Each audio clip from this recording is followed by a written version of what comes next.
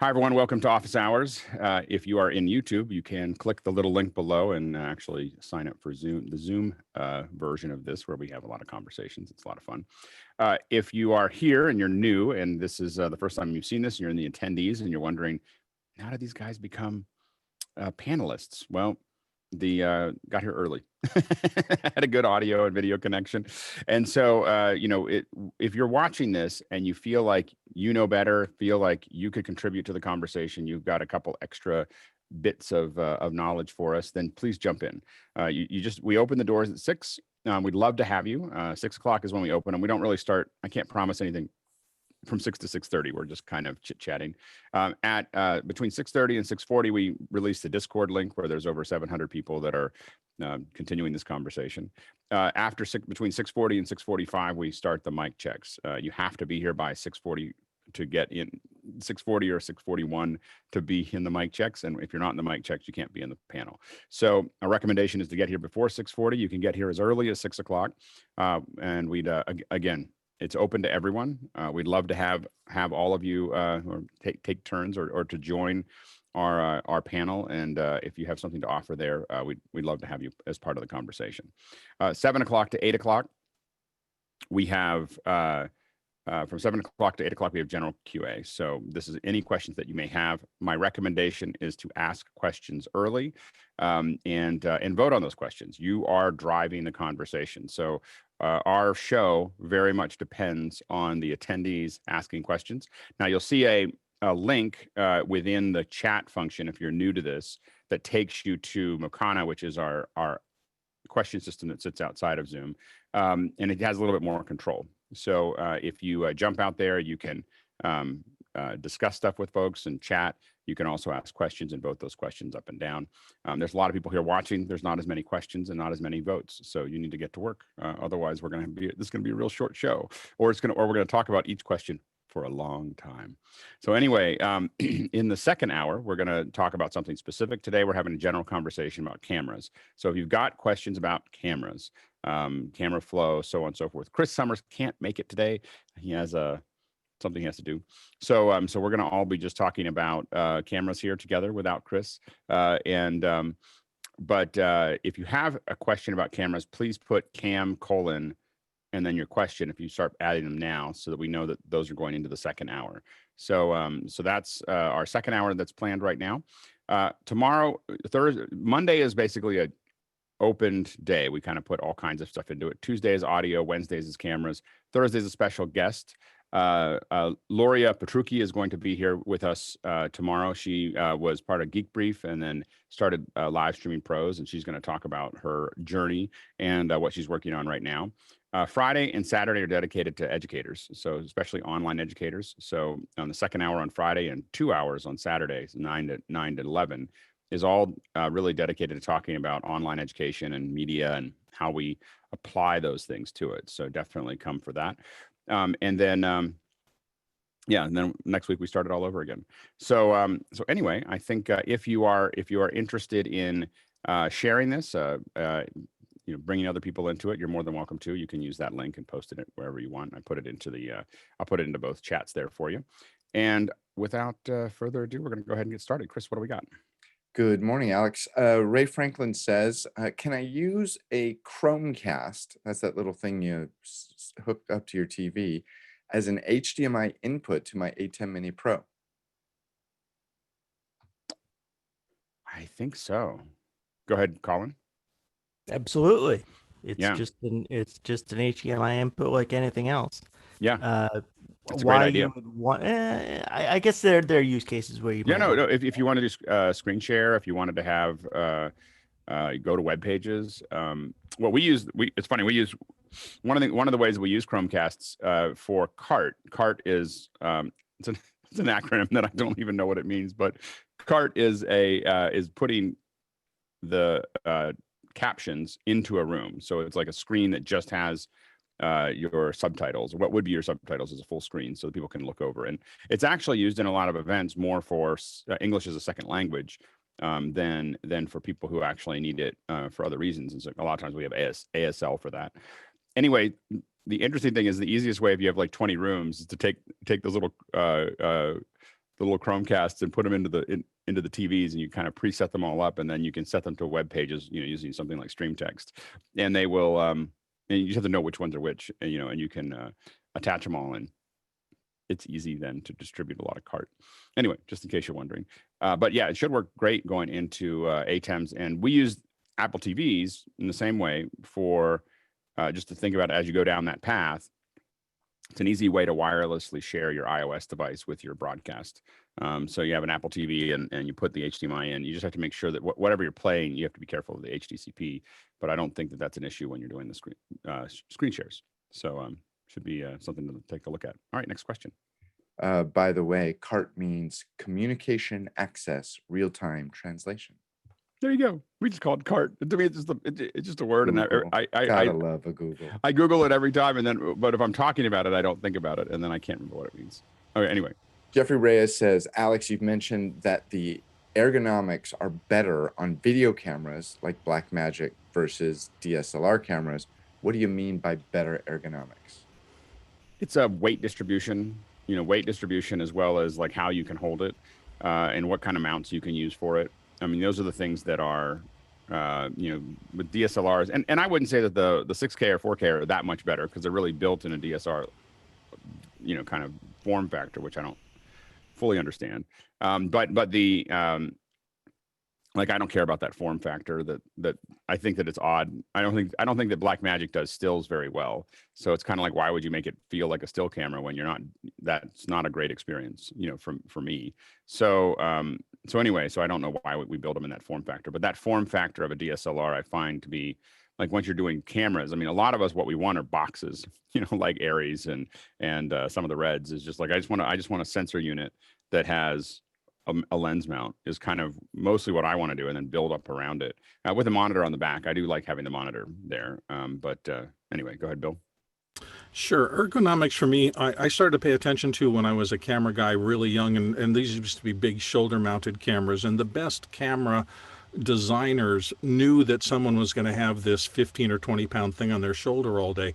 So they started building in a lot of gel-filled pads underneath it, and wherever your head rested on the side of the camera had to be smooth and unimpeded by knobs and things like that, so you wouldn't get dimples impressed into your face.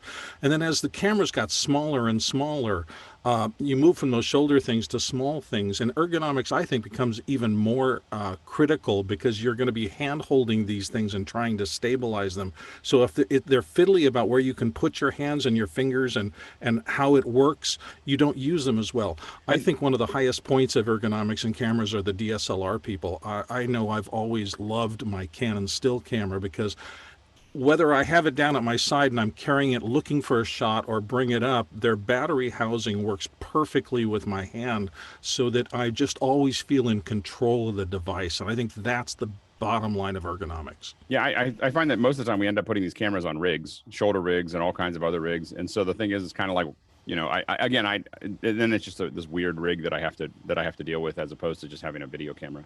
Stuart, and then Chris. I'm going to start by saying I've got a biased opinion on this. I am a Scion owner and a Pentaxian. I'm used to a DSLR that fits really well in the hand, and a camera that sits really well on my shoulder. I don't think it's possible to express how important the ergonomics and the balance are, especially when you've got the rig on your shoulder and you've got the handles down in front. It's not just that it sits and it's balanced. It's when you go to move, and you're moving from your hips and your legs, and you're not putting sideways loads on your spine. I know plenty of guys who are ENG camera operators, and a lot of them have bad backs because they haven't got the extra support. If you have a look at the rigs that are now used with DSLRs, with the baby Blackmagics, a lot of them are now a rig that goes over the shoulders with hard straps, and it supports the weight, and it'll often have bungee straps up and down, again, to hold the weight, to stop you from moving your spine in a way that will eventually lead to damage to your spine. Yep, absolutely. And don't think I can express that enough. It is something that we don't think about very much. And Bill, I think your mic might be still open. You got a lot of noise today. A lot of hiss. Thank you. Yep. One of the things that with all of us when we're working, just to talk about ergonomics, like I can't I can't type for very long, and that happened 20 years ago at ILM, where I basically, there's a little thing called marking menus in Maya and Alias. And it turns out that pushing down and moving your hand is like kind of the worst thing you could possibly do for your hand. And so for your arm. And so I went from a Mac to Alias on a SGI and just within weeks, couldn't close my hand, couldn't open a door. And so that healed to some degree, but one of the reasons that I don't write very long emails is because I can't. so you want to think about, I can, and I'm really good at voice and I'm good at short emails and I can do it in spurts. I just can't. But if you see a long email from me, it means I really worked at it. So anyway, but the point is that I just want to say in our industry, whether it's cameras or other things, anything you're doing over and over again, you do want to pay attention to, what your body's doing, how it's sitting, whether it's how you pick your chair, how high your arms are. It always seems stupid when people are talking about it, but I can promise you that it's important. that it is an important thing, that especially if you're going to do a lot of it, and especially now, one of the things I realized as I was going to sit here the whole time is I bought a better chair. And a better chair with a better cushion and better, all those things. It seems like a silly thing to do, to suddenly spend hundreds of dollars on something that you were spending $60 on. But now that we're doing voice, all these video conferences, and I'm sitting now 8 or 10 hours a day in front of a video camera where I'm not moving. And just, you want to look at how where your arms are and everything else, because you will get damaged and it will not go away. I mean, 20 years later, I can write short emails, so it's just, you just want to kind of keep that in mind as you work through that. Jeff, and then Chris. Sorry, I've got to be able to grab. Jeff's camera has a question. All right, so this big old guy, you're saying you guys missed this? Really? I mean, it just fits. It lays right there on your shoulder. And I know where all these buttons are that are on the side. That's the difference, is all the newer cameras in the last 10 or 15 years, even for that matter, especially in the last 10 years. Now, I don't have a viewfinder on this one because it got lost, but that was the whole thing. It's like I could reach here and I could change gain levels. I could change white balance without even having to look for anything. It was all muscle memory at that point. And like Bill said, I've got a speaker right here to be able to hear what's coming out. If you grew up shooting with these, you miss it. But I mean, shooting like this, never going to happen. Not anymore. So hold on a size. second. Jeff, put that back on your camera. And Jeff, could you put that back on your shoulder for a second? And Sky, could you pin that? Please look at how, point the lens shoulder. At the, look at how cool, pin that, Sky. Point it right at the camera. The lens flares inside that lens are epic. Look at that. That looks so cool. That should be studied for optics. Yeah. Oh, yeah. It's great.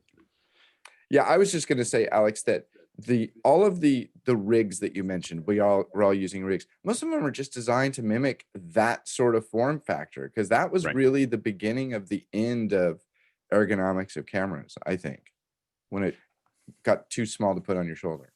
I built a rig. If someone searches hard enough, they can find the rig that I built when the iPhone came out. Like the first iPhone with video came out, I built a rig that didn't work, but I built a shoulder rig in like a half an hour and shot a video and put it up. And it's still the most viewed video I've ever made, because Wired picked it up. But if you can see a rig for the iPhone. And what's funny is we have built these rigs. And what's interesting about it is, since then, not that one, but the shoulder rig on an iPhone looks amazing. Like when you put an iPhone out on a shoulder rig, because you end up with weight, and you end up with, a big curve, and you can move with your body instead of, so you can think that this is great. But when you put an iPhone on a shoulder rig, you get an entirely different feel. And that's the thing to understand, is that you're getting a different feel of the experience. Go ahead, Stuart, and then Bill. One silly question for the rest of the panel. With the use of DSLRs, how many people have looked in the front of the user manual for a film era DSLR?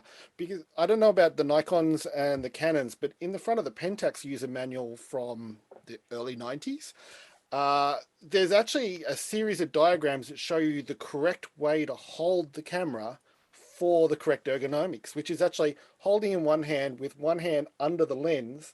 And it doesn't matter how small or how big the DSLR gets, whether it's something like the P30Ns that I had, or all the way out to a 645Z, which is medium format Pentax, the ergonomics is still the same.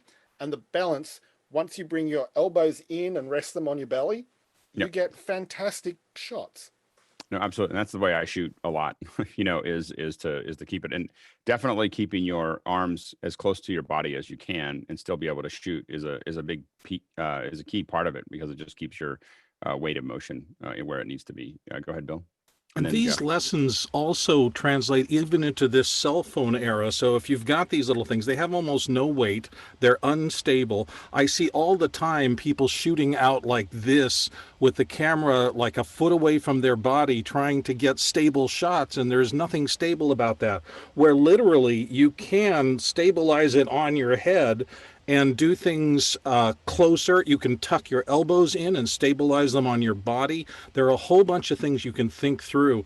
In fact, I think these are so important because everybody has them in their pockets that there should be some training class about how to reach in your pocket, pull out your phone, instantly get it on, and instantly go into recording mode with it held properly so that you have the best possible shots. And if you do that, I think you'll end up with much happier results.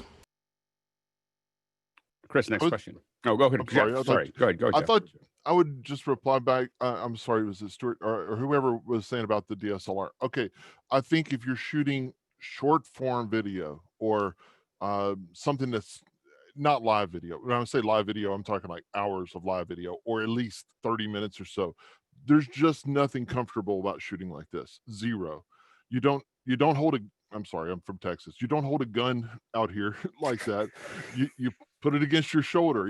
And then the same thing with the cameras. If it's balanced and it's here on a rig, on a video camera that's designed for that, it's just so much comfortable long term. Even that sucker that weighs like 30 pounds, and I'm not exaggerating, it's probably the heaviest camera I own.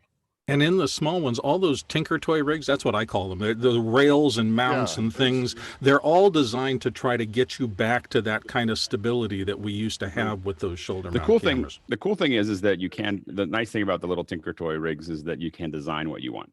Like you can design out a exactly where you want dials and controls and so on and so forth. All right, let's go to the next question. Jonathan Livingood said, is there a way to have the XML file retain the streaming key, so you can simply put in multiple locations in the ATEM Mini Pro without having to set the key each time? Go ahead, Victor. I think if you go and look at Aaron Pericki's channel, he has covered how to do this and how to add multiple keys to the XML file. So I believe it is possible, but I would direct you to Aaron because I certainly don't know how to do it. And he's in the Discord as well, and he's pretty active in our Discord. So he might be another person to you can probably bring that up in the ATEM section, and he'll probably respond to it. But definitely check out his video, and then also do that. And there's a lot of, as you start to get geeky about that, there are a lot of XML manipulation tools that are out there, that you can use to update things for the Mini. So. Jeff, have you seen that? Did you see the bridge? I don't think you've been on since we were talking about the new the Blackmagic bridge. Have you seen that, the streaming bridge? Maybe. I was curious about what you thought of it. Well, as someone who does a lot of IP streaming, I was curious what your opinion was. Okay, maybe a toy. Really, my honest opinion. Doug and I actually had a conversation about this the day it came out, and I mean, guys, I'm a reseller, so I have to stay on top of them. So I have to know what everybody's putting out, and I watched it, and the whole time I'm just doing this. I was like, "You're so close, guys," but it's just still just partially the way there. Classic Blackmagic to me.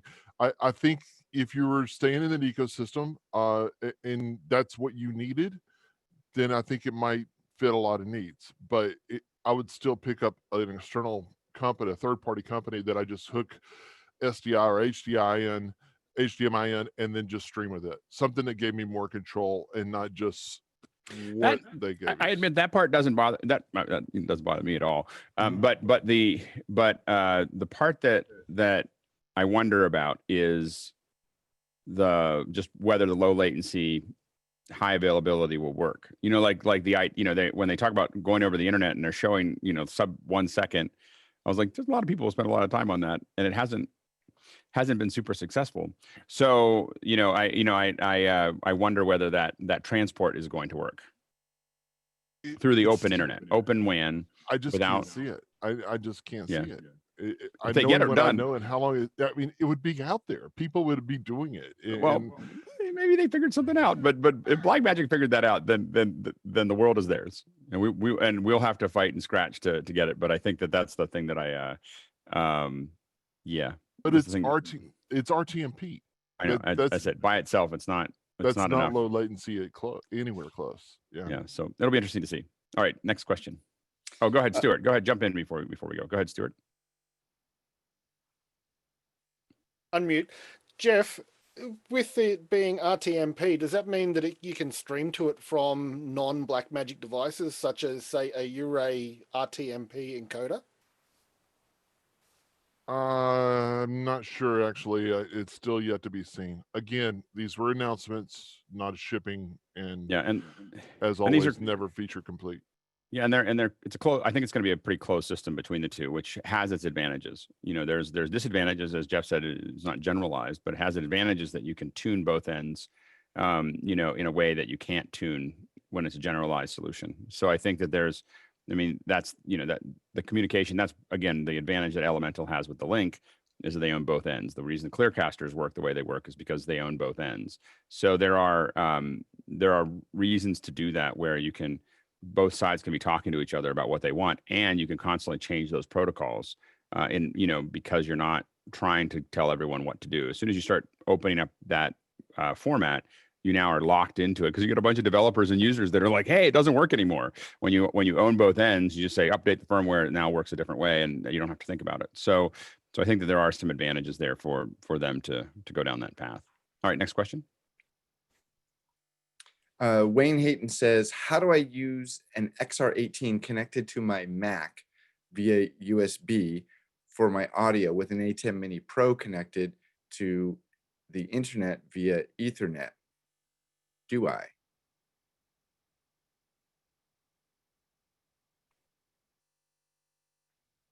Awkward silence. We're trying to figure it. I think I'm trying to suss out the question.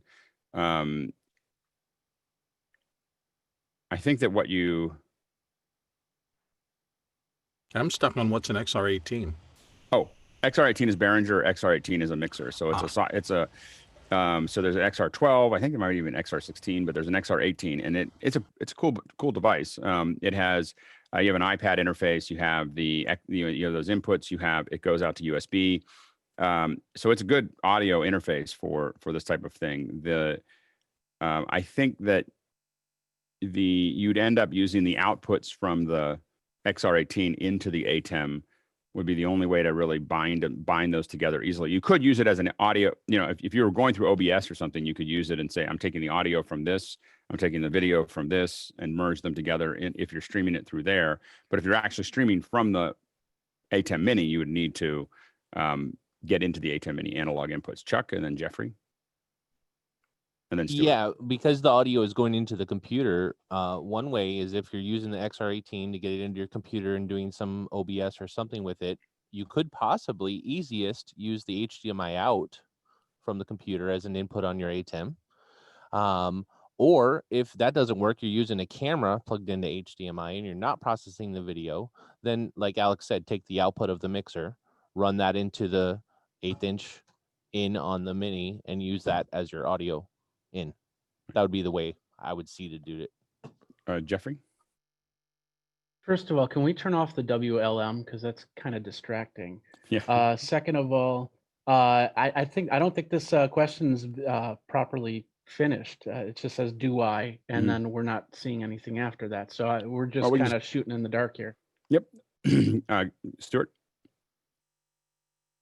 I was going to say basically the same thing that Chuck did, but also suggest that using the Mac for the graphics, like overlays and whatever, that are being fed in. So you're using both the audio and the video side of the HDMI. Beju?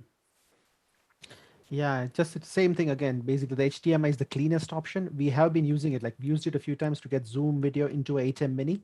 So that was the cleanest way to get that audio into that for further distribution. It was much cleaner than using the analog inputs and much more stable. Next question. The next question comes from Jonathan again. Is there more of a, this is more of a software question. Does anyone have any insight on CTS, Certified Technical Specialists, through AVIXA? I'm looking to become more established in my career and am wondering if this would be worth my time. Go ahead, Bill. So certifications in general, when I was trying to learn Final Cut Pro 10 in the beginning, I started teaching myself, but eventually I decided to get certified. But it was not because I thought anybody else in the planet would care about that. And my experience has been nobody else has ever cared about that. For me, it was a way to get into a structured learning situation that touched all parts of the software. And I found that very valuable in my early days on the software because it was a curriculum designed by experts. It touched all areas of the software, even areas that I didn't normally naturally want to go to learn about. So I like that kind of structured certification for me as a user. I don't think it has much value at all out in the world of work. Also, just as a real quick thing, I'm looking at the questions. There's not a lot of questions for the last half hour. So if you have questions that you want to ask, this is a good time to do it. This is going to be the moment where you can get your question in. We can spend some time on it. So go ahead and do that. Go ahead, Vipul, and then Sky, and then Jeff. CTS is usually for, I mean, those AVIXIA certifications are more for the AV people. So if I'm designing a museum or exhibition or something like that, I would want to work with somebody who is qualified and he knows what he's doing. So that's where the certification comes into picture. But as Bill said, for Final Cut Pro or those kind of things, it's purely the skills where certification may not be that important. But for AV designs, CTS or CTSD, they are well recognized. You trust those people who have those certificates. Go ahead, Sky. Well, I'm honored because that's how I met Guy Cochran, because he was, weren't you a trainer at the early days of Final Cut? And that's where I met you in, I think, Santa Monica, right next to Steve Martin, correct? Yeah, I used to work for DV Creators, and we were one of the original Final Cut Pro trainers. In fact, it was kind of funny. Yesterday was Josh Melliker's birthday, for those of you that know him, and Andrew Baum, the original product manager for Final Cut, came onto his birthday Zoom conference, and it was kind of cool to hear him tell the stories of back in the beta versions Final Cut. It was really cool. Josh was there helping out. So what was the reason? I mean, what was the hope that the certifiers were trying to pass on? What was the? Well, it was more of an Apple thing, being heavy-handed, because the lady that, I probably shouldn't say this on YouTube, but there was somebody that came from Avid that was pretty heavy-handed about getting certified, and so that's how the certification kind of evolved. And yeah, I'll leave it at that. But you were wanting to encourage people, I mean, and give them skills and. Oh, absolutely. Yeah, we were doing that from the beginning, but then things kind of changed with the new regime that came in, and so yeah, just have to leave it at that. I might get myself in trouble saying stepping more. away from that. Sorry. Jeff. I think when it comes to certification, from a business owner and a guy that's actively hiring people, there's certifications that show when you're going B2B. So you're going to another business, say, look at me, I'm certified in this, this, and this. So you should trust me, just like Vipul said. But then on the other side, for me, hiring employees, if they say and show me they have, say, Dante certifications, 1, 2, and 3, I know that at least they put out the effort to be certified. That makes them more valuable for me to hire them. And now in this age, if they have the certifications, like NewTek's pushing out their NDI certifications and such, that again, it's I know how hard it is to make it through that. And if you do make it through that, it tells me that at least they're dedicated, and 2, they're capable. So it depends on which of you're going with, your business to business or business or trying to get a job, I guess is where it depends. I'm sorry, Jeffrey and Colin, real quick.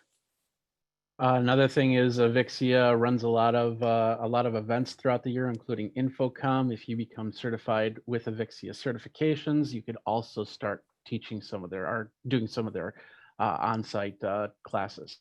Go ahead, Colin. I wouldn't presume to suggest that this particular certification is good or bad, because it's not really my field, but it should be pointed out that in IT, a somewhat related field in terms of streaming, certifications are next to useless. There are very few that are of any value, primarily because most of these certifications are run by night schools, and there's no content behind them. I would second Bill's take on this. If you find the curriculum useful, go for such a certification, but don't expect to find a job based on the certifications. I'm thinking about getting certified. I haven't had any certifications. I was thinking about going back and getting my high school degree, because you'll go farther in life. I missed that one slightly. So that's that. Well, there are statistics behind that. There are statistics behind that, though. What is it? 30-40% pay bump. I mean, I think you've managed to bypass that by 30 years, but I think that really applies to people, just past their high school years, isn't it?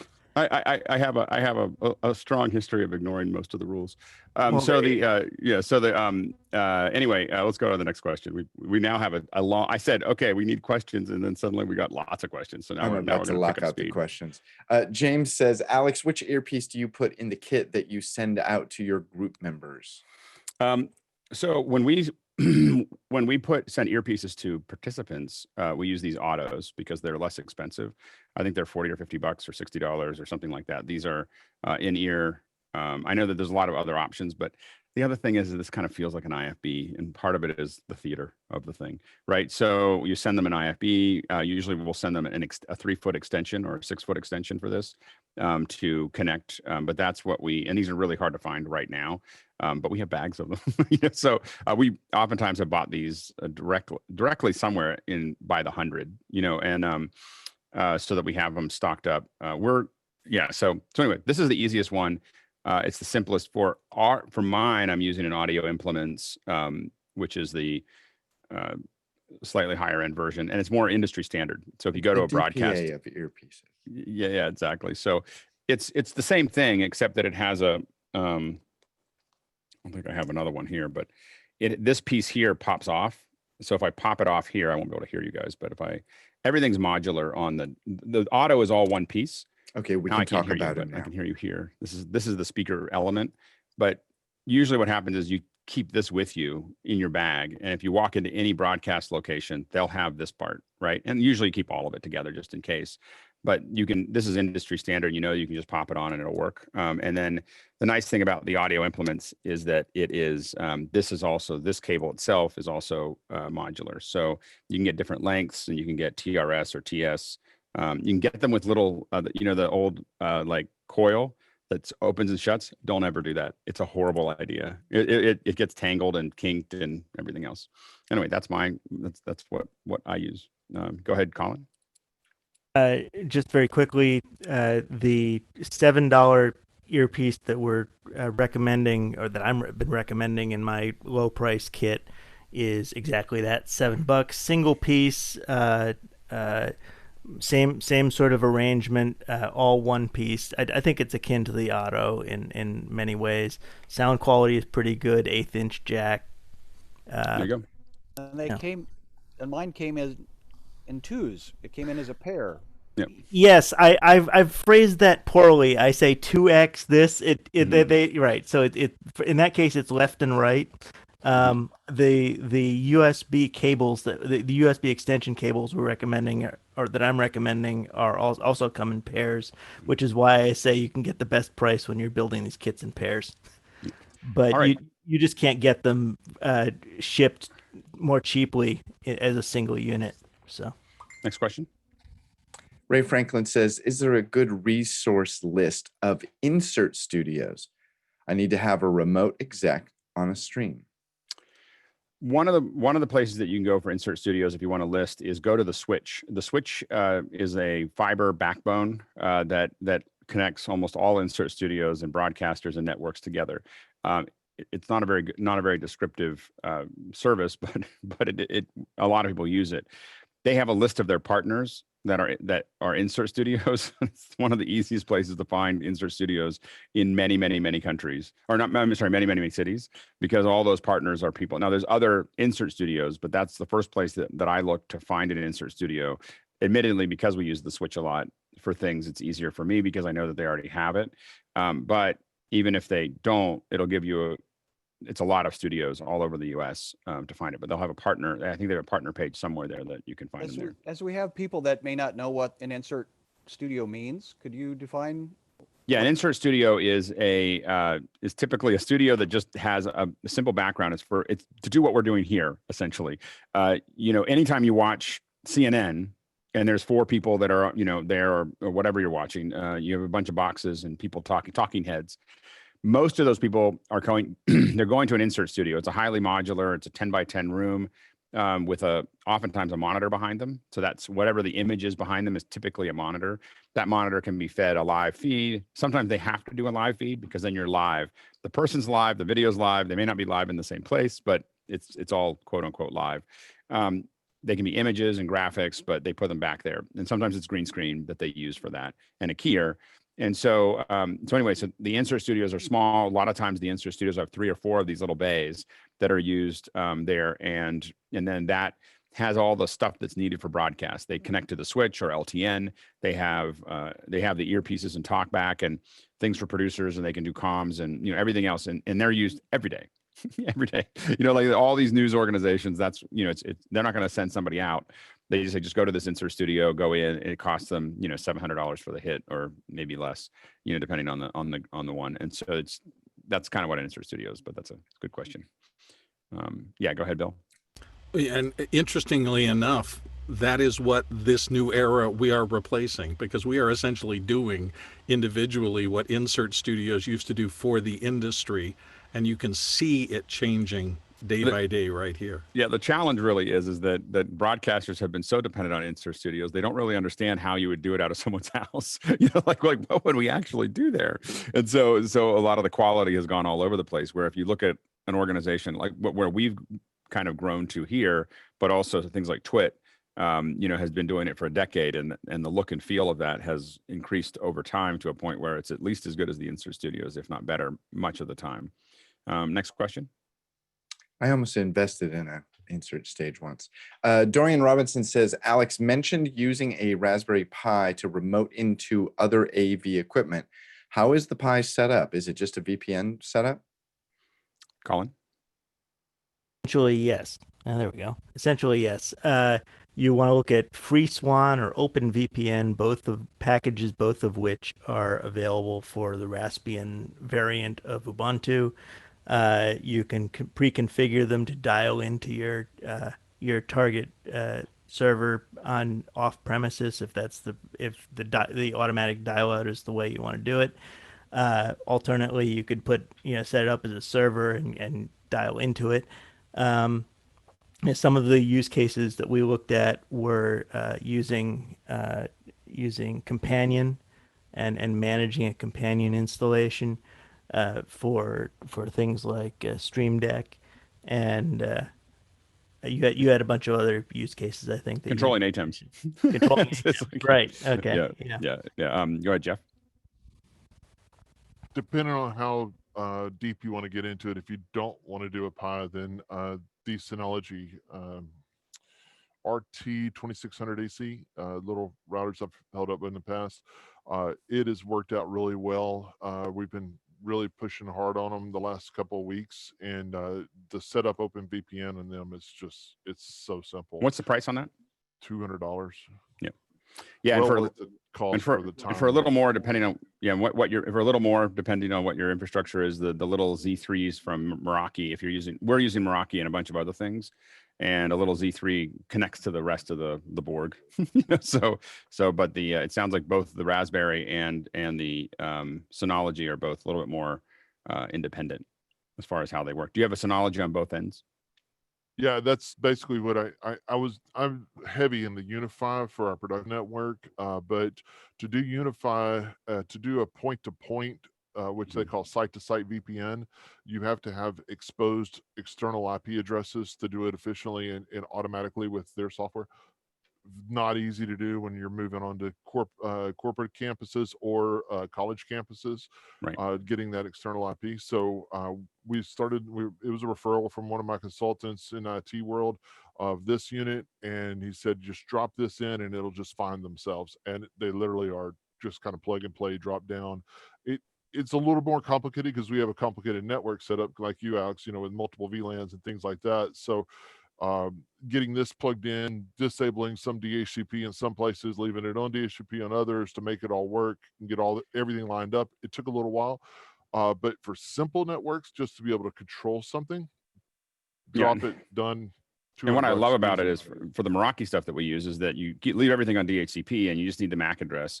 And then inside the router, you're setting up, okay, these are all getting, and so you can stabilize what they're getting without having to hard code it into each piece of hardware.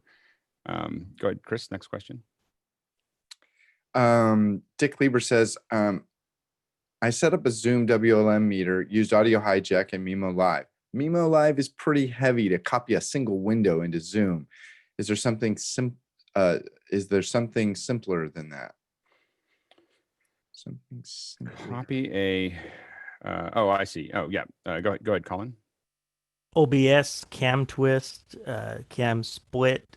What are there? A bunch of other ones out there. OBS will do it. I mean, it's definitely the simplest and cheapest. It's basically the simplest and cheapest software switch you can come up with will do it. Yeah, absolutely. Next question.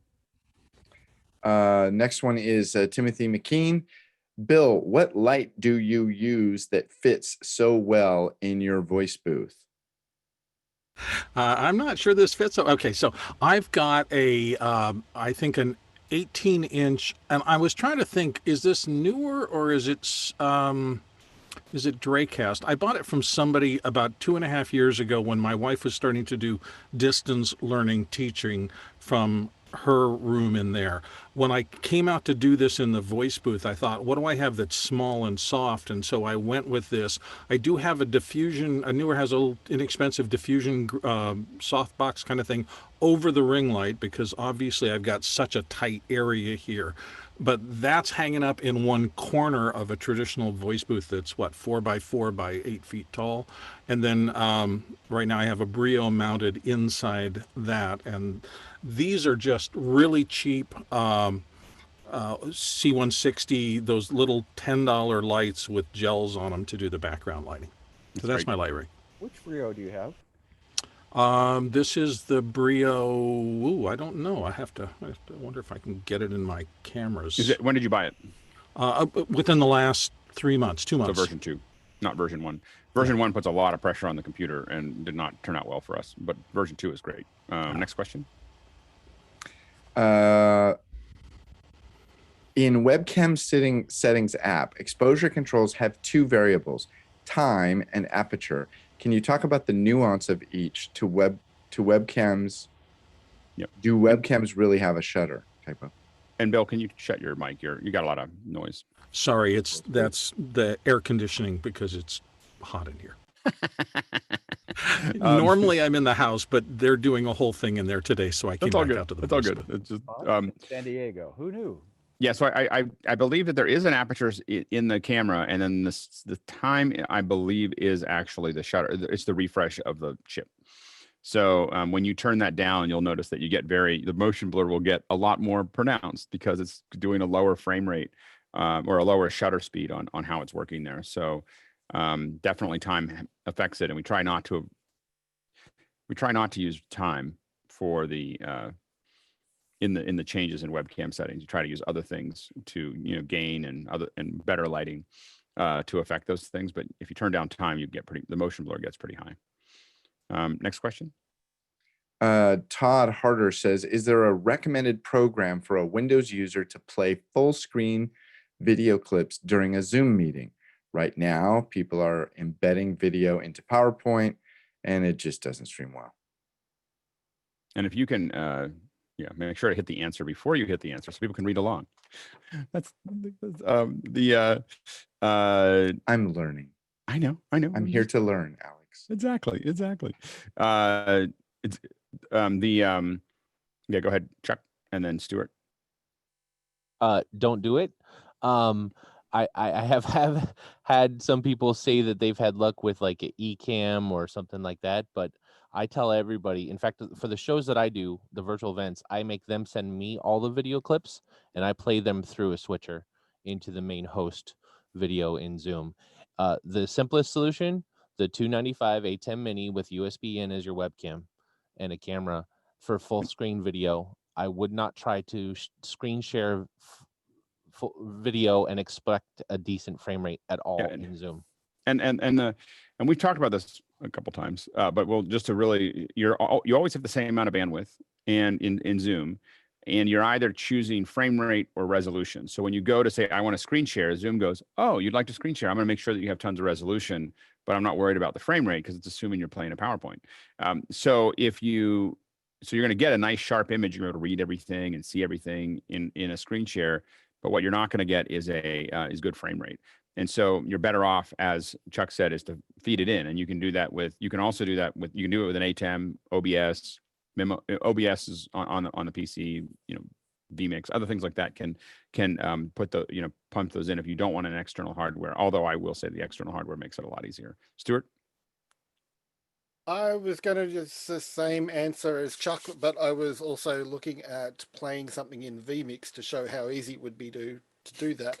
I'm curious if I hit play now and swap to the clip, what the image will look like to see that difference in quality. So if everyone's willing, I'll press play on a video clip with no audio. This is actually something that's raw footage that was shot on the Scion. From a music video, so you'll see the background of, but that's just two people in a park playing guitar, and I haven't put the music up because obviously we don't have the copyright for it, but I shot the vision. So yeah, so how is that looking compression wise? Is there a lot of like macro blocking around the singer's hair and whatever? It's not nearly as bad as I would. It's good. I mean, it's a relatively good quality, at least on our end. Yeah. Yeah, it's definitely acceptable. Cool. And we just did this for an event recently, and I just played it out. Now we were playing HyperDeck through a switcher, but playing that out as a video input is a great way to do it. If you're doing music, and we talked about this a little bit yesterday, taking your audio and finding a way to feed it into your computer input on your it's in the screen share under advanced computer audio only. Piping it into that area is a twice as good audio quality in Zoom than going through your standard audio input. It's like night and day, and hopefully someday we'll just not have to do that. But that's what I used Loopback for yesterday. All right, next question. The next question is Victor says, since we have time, can we talk a bit about MITI, what it does, also, and what are the requirements to use it? Also, how steep is the learning curve? Go ahead, Beju. Victor, it's basically a media player software which lets you lock a second screen off completely. So you can either do via NTI out, or you can lock the second display. This is MITTI, right? This is the MITTI, right? Two T's? MITTI, yeah. Yeah. Mm-hmm. Two T's. And it's probably one of the easiest programs because it's very, very intuitive. It's not very complex. Like QLab can do a lot more, but it's a lot more complex to set up. And it is. It's so much. And the QLab has, MITTI. I think MITTI is for those of us who use Playback Pro. MITTI is much closer to Playback Pro than to QLab. QLab has tons of other things. It is, and it's a lot more stable compared to Playback Pro. I have had issues. Playback Pro is over. You just have to find a version that you have to find a version that works basically. Otherwise, and stick to that. The problem is that Playback Pro has to rewrite it. It would have to be rewritten to sit on top of the Mac platform properly. and they wrote a lot of stuff themselves to do all the playback. And then as the OS kept on changing, they couldn't keep up with that. And so we've just had all kinds of stability issues for the last 4 or 5 years. And it's just slowly, QLab on the Mac at least, slowly just took over. And then MITTI is an up and comer compared to, I mean, every place that we go has QLab, but the learning curve and the setup curve is a lot higher in QLab than it is. MITTI, you can open it up and you'll be using it in minutes. 5 minutes practically. One thing with QLab is you can't lock a second display out completely to a black frame. Like if QLabs, you have to keep black display. And so if you accidentally open a mouse cursor on it or something, it can look a little funny. Yeah. MITTI, you can just lock the display off. So it's nice that way. Yeah. Victor, go ahead. So again, so it's a player for like if you have some video content that you need to play, or can you also use it like to create alpha lower thirds, like in something like the ATEM? I believe it does key fill actually out of MITTI. So MITTI has an option. If you have the tools to do a key fill out, you need a card or an Ultra Studio or whatever to send out key fill. So you need something that can send out key fill. But if you can do that, it's two channels. So you need to have a hardware that will output from your playout computer into your switcher. And if it does that, MITTI does support alpha channels, as does QLab. Or one of the versions of QLab.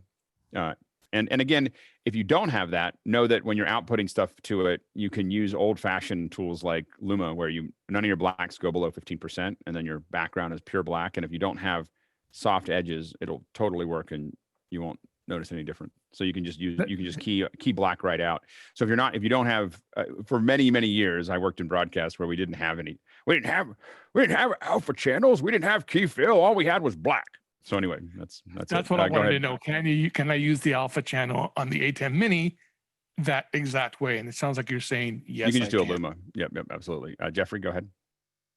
Yeah, I was going to say it says siphon, SDI playout with key fill, and NDI output are some of the options you have. Yep, absolutely. Next question.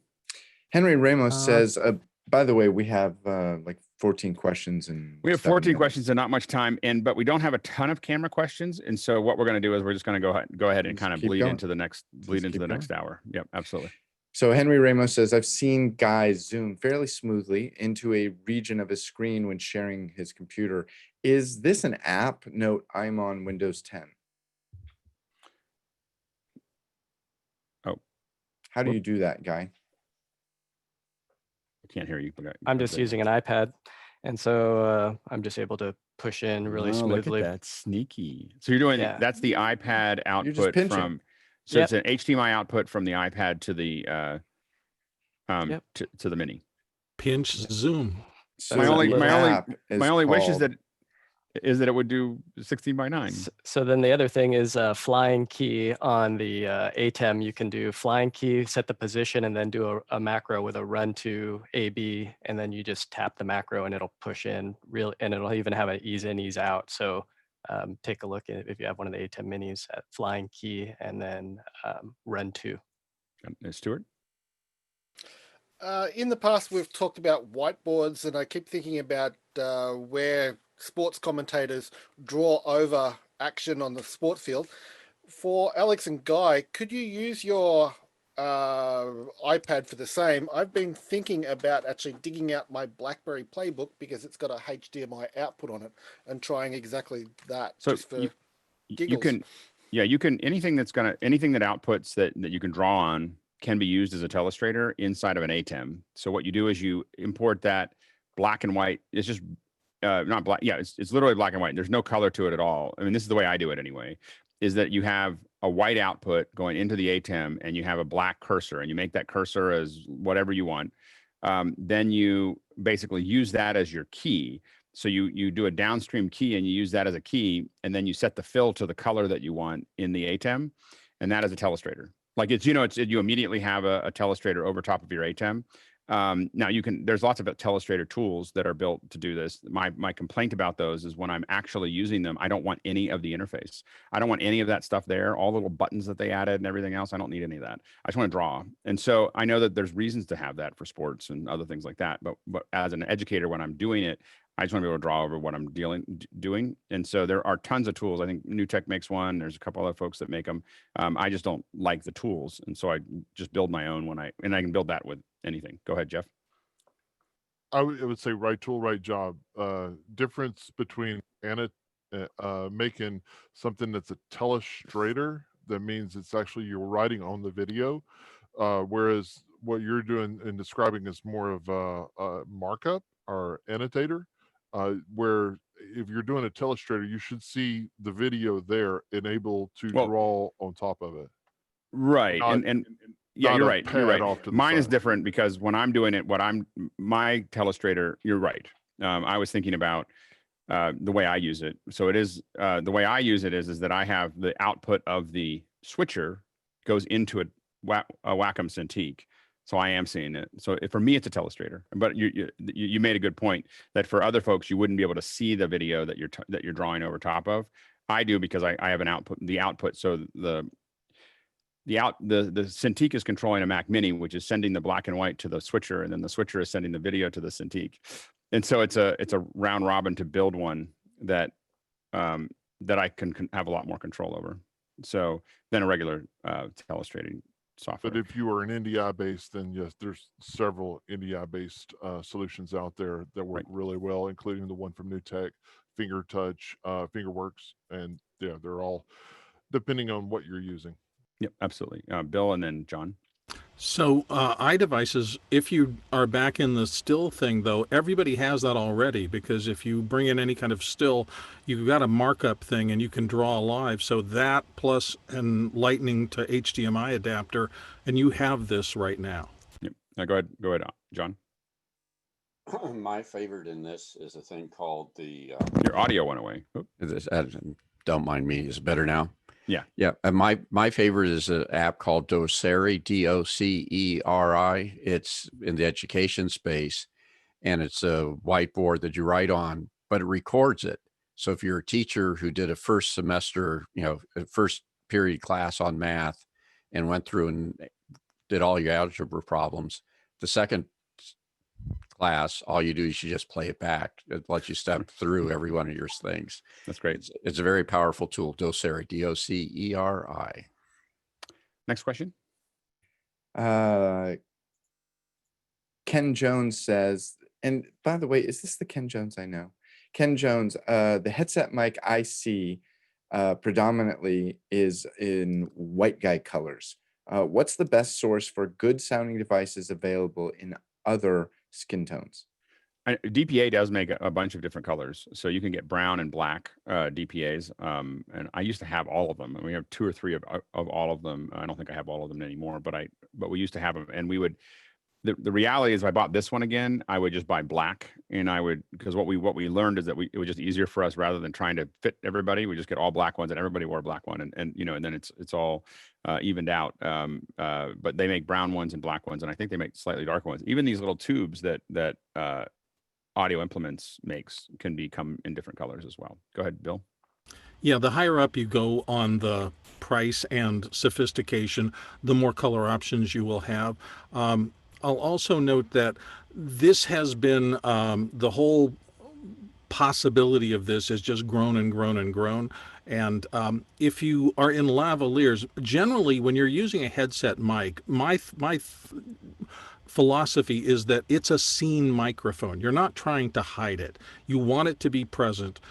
Lavaliers are the tool of choice when you want to hide mics, because that's what Broadway and everybody else uses. They use them as hair mics. They hide them inside costuming and things like that. So my philosophy is just get over trying to hide your mic if it's obviously that someone's speaking on video.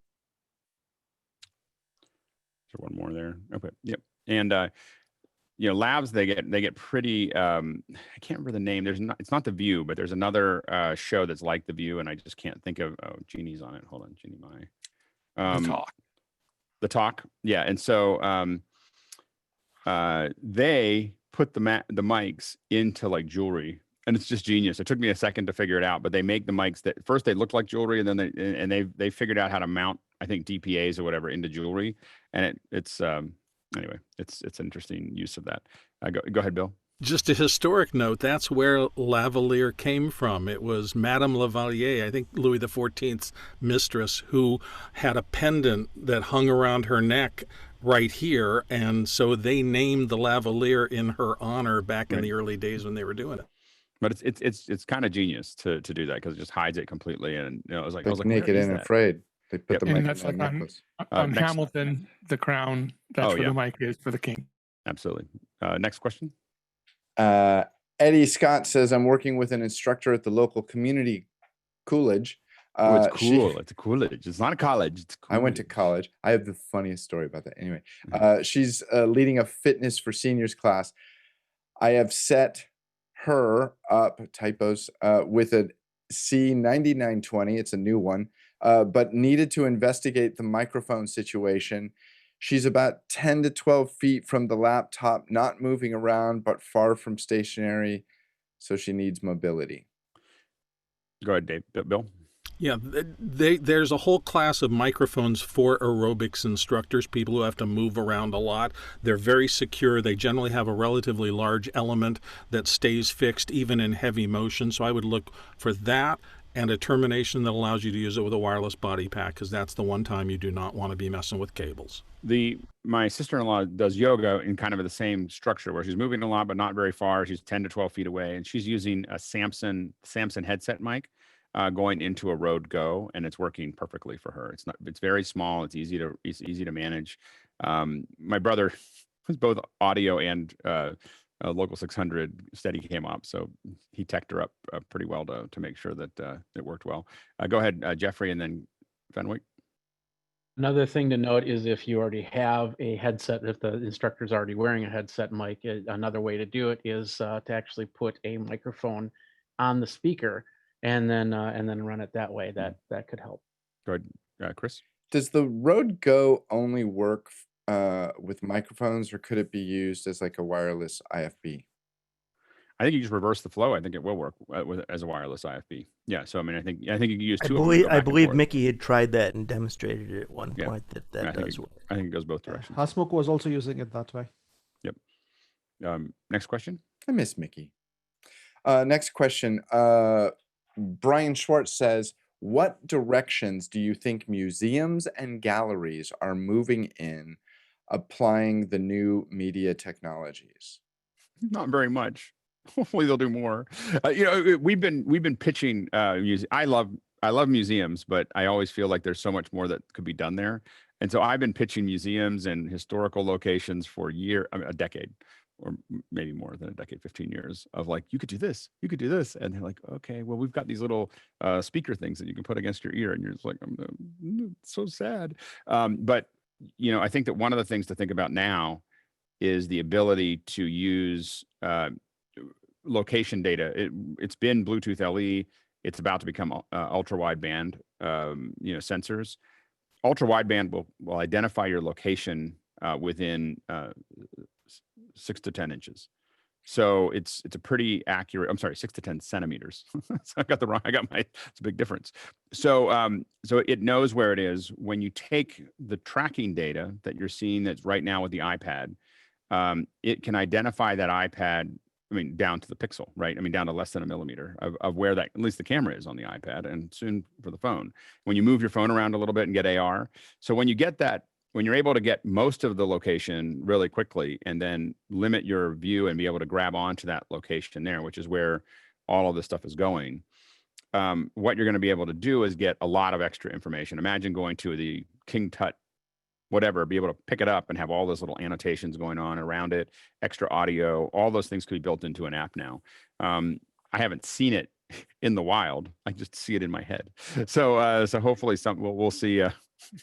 I have seen it as I just watched. I don't know if you guys have seen The Current Wars, which is really good. It's about Tesla versus Edison. And I just love the thing where he goes, I have seen it in my head and it is perfect. so it was a perfect Tesla quote. We were born on the same day, so we think the same way. Anyway, Colin, and then Beju, and then John. So taking the exact opposite tack, the Smithsonian has been for years going through an effort That's amazing. to 3D scan their entire back catalog, everything in storage and everything on display. So you can go to their website and view and download 3D models of something like 70% of their entire item ownership. There are times when I love what our government spends money on. That's one of those times. It's awesome. Beju? Just commenting on the museum stuff. I do installation work as well. I work with projects and stuff like that. And one of the issues, we have two issues. One with government projects here, it's always the cheapest first and a lot of kickbacks. So often, if you want to do a good job, it's very difficult. For private stuff, it is interesting. It is possible. But one thing I will say, which I think it might not be apparent to everybody, like if you're doing an event or a series of events, it's one thing. For museums and stuff, they have to run day in, day out, 365 days a year at times. You have a lot of different people coming in, and you often don't have a lot of technical staff to help maintain it. So you often design or install for reliability rather than the latest and greatest, because you want to last. Like we have installations where we have equipment 10 years old or 15 years old and still running. We're maintaining it because it's more difficult to go in and replace stuff than to just keep it maintained. And I'm going to probably say something that gets me in trouble, and I'm not going to be specific, but the cool thing with a lot of this technology is that you can build the tours without any help at all. So you can once you're in there and you gather the data, you can just build it, and then people can open it up in their phone and then they can just use it. So it's I'm not going to get into where we've tested that, but it's pretty effective. Anyway, John, you haven't seen what Time Looper is doing. They're doing digital your tours. audio is low again.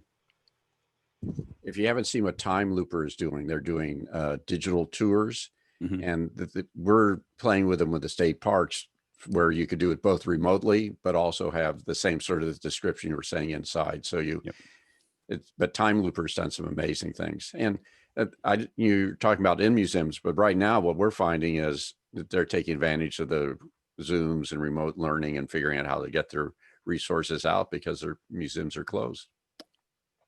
Yeah. There's so many opportunities right now to figure out ways to stream and do Q&A and walk through things. And I think that there's a lot that museums could do right now to be, and historical locations to really give people a different experience. Go ahead, Bill, and then Fenwick.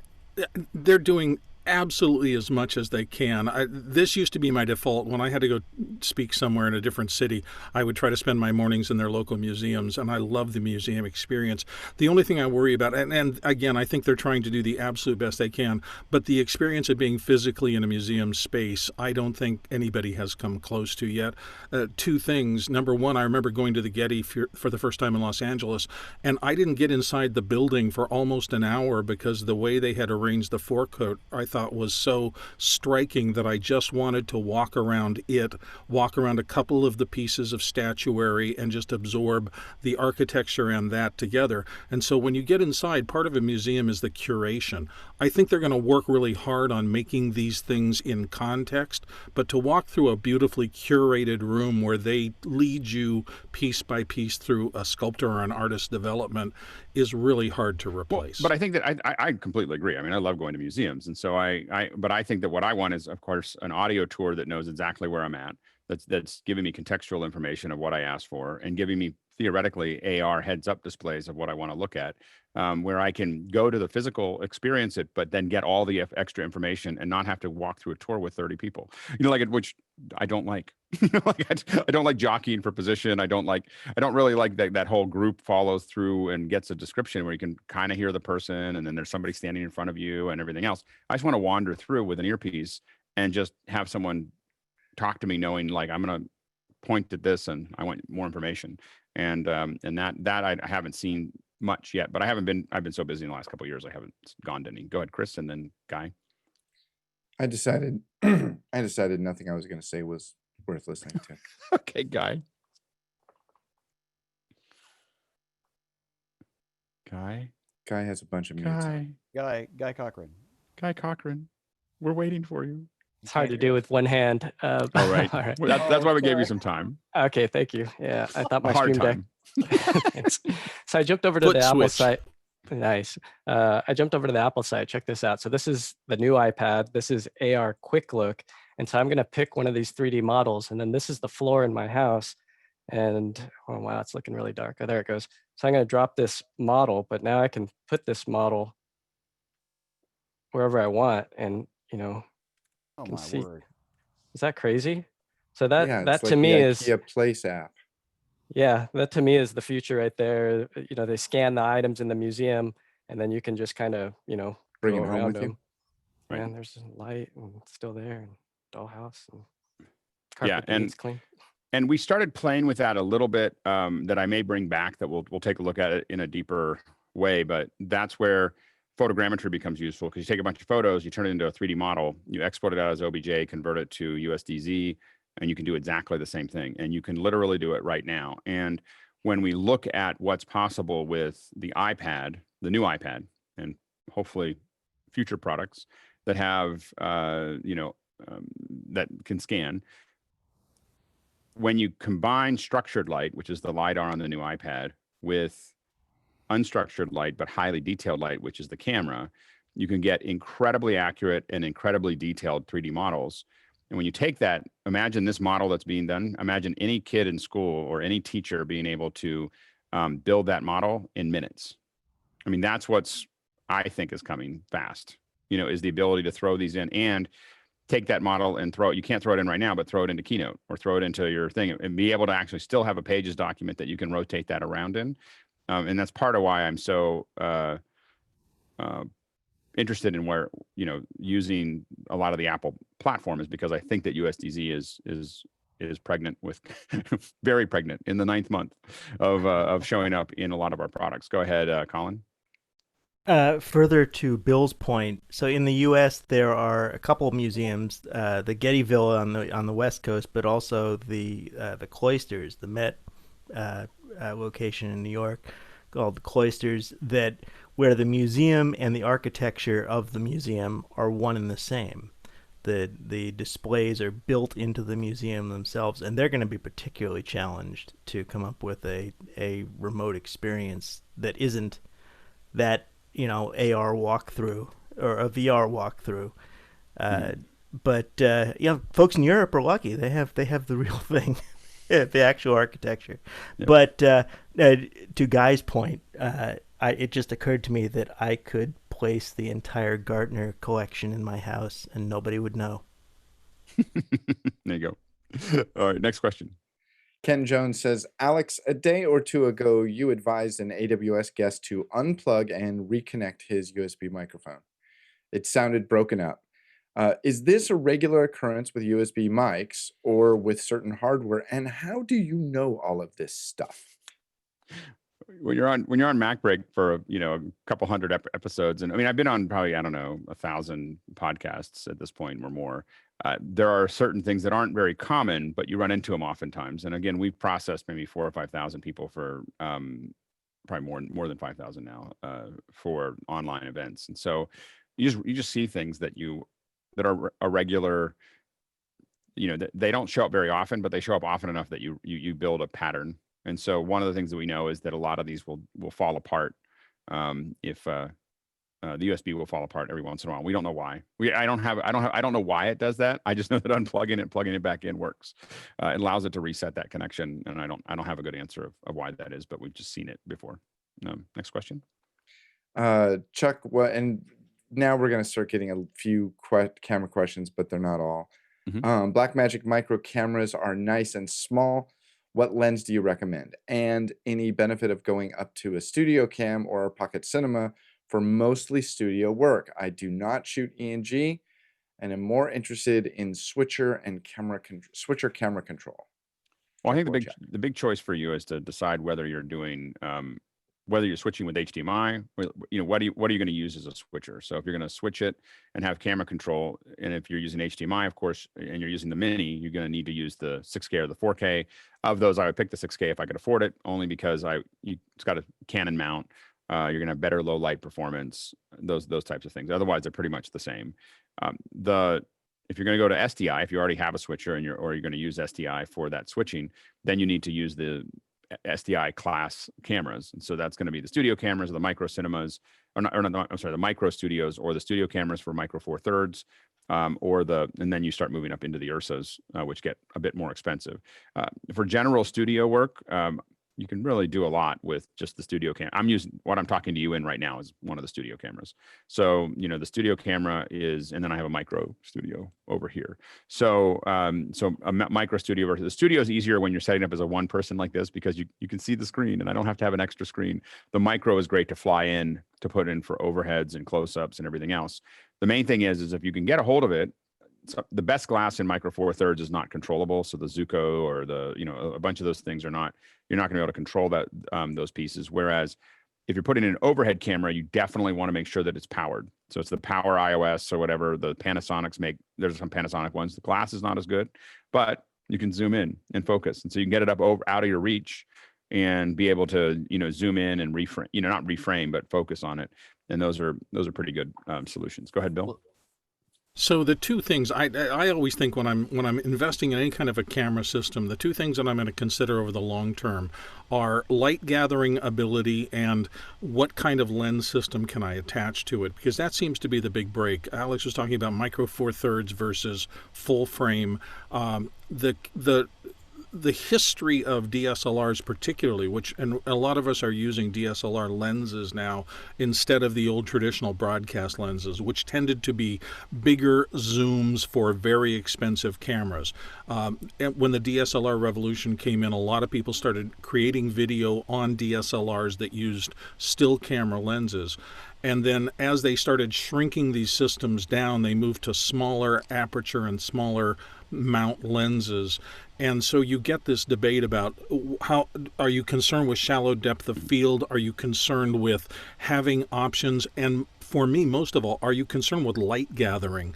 Because if you don't gather a lot of light and have to bump it up electronically, that's when you get into video noise and gain and things that are really hard to get rid of. And Chuck, do you have any additional questions since you're in the panel?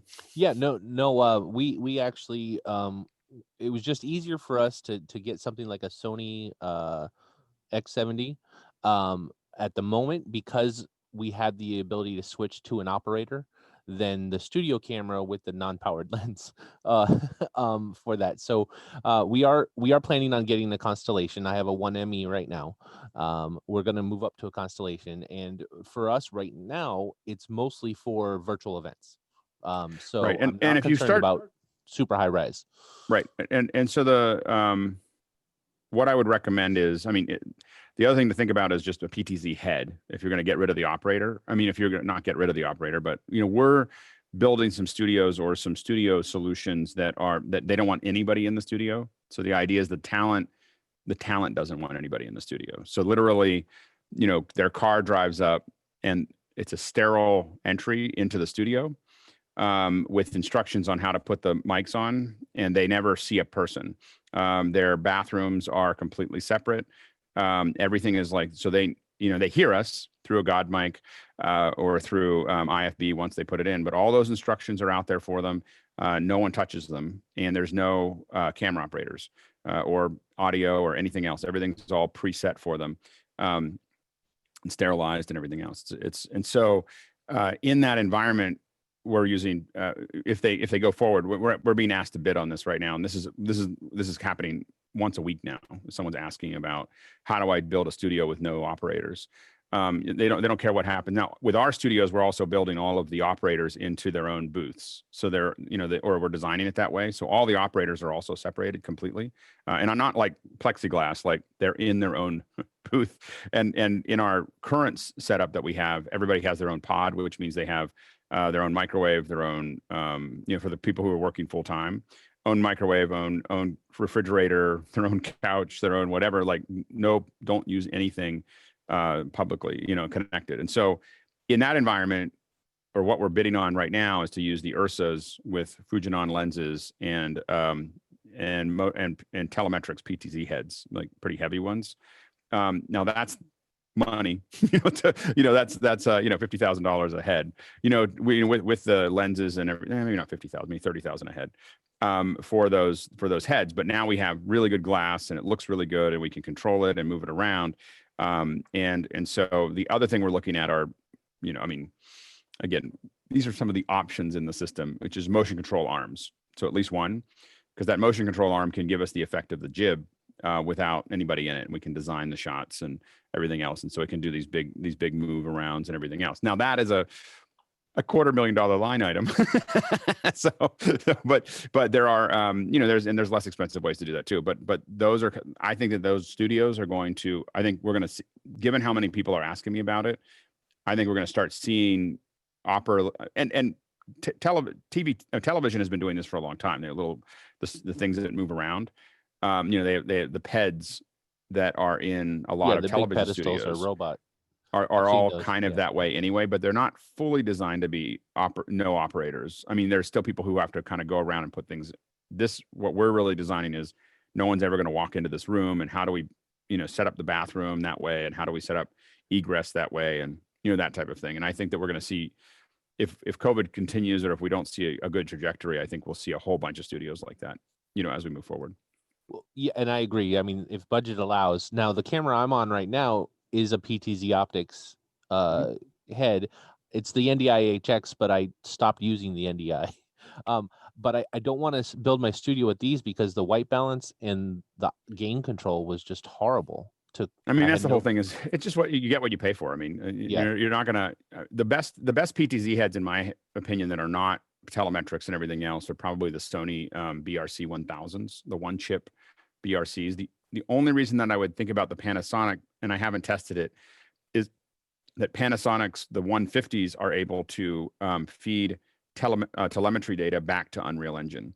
So that is the big reason to look at the Panasonic 150s, is the idea that you'll be able to put that information. Now, I don't know how well the pan and tilt telemetry will work, but if you're doing a green screen with a bunch of pan tilt zoom cameras, I don't need it to work during the pan. I just need it to be the right framing when it gets to it. So if I zoom into this person, the way the digital background works needs to be framed and blurred, and everything else in real time.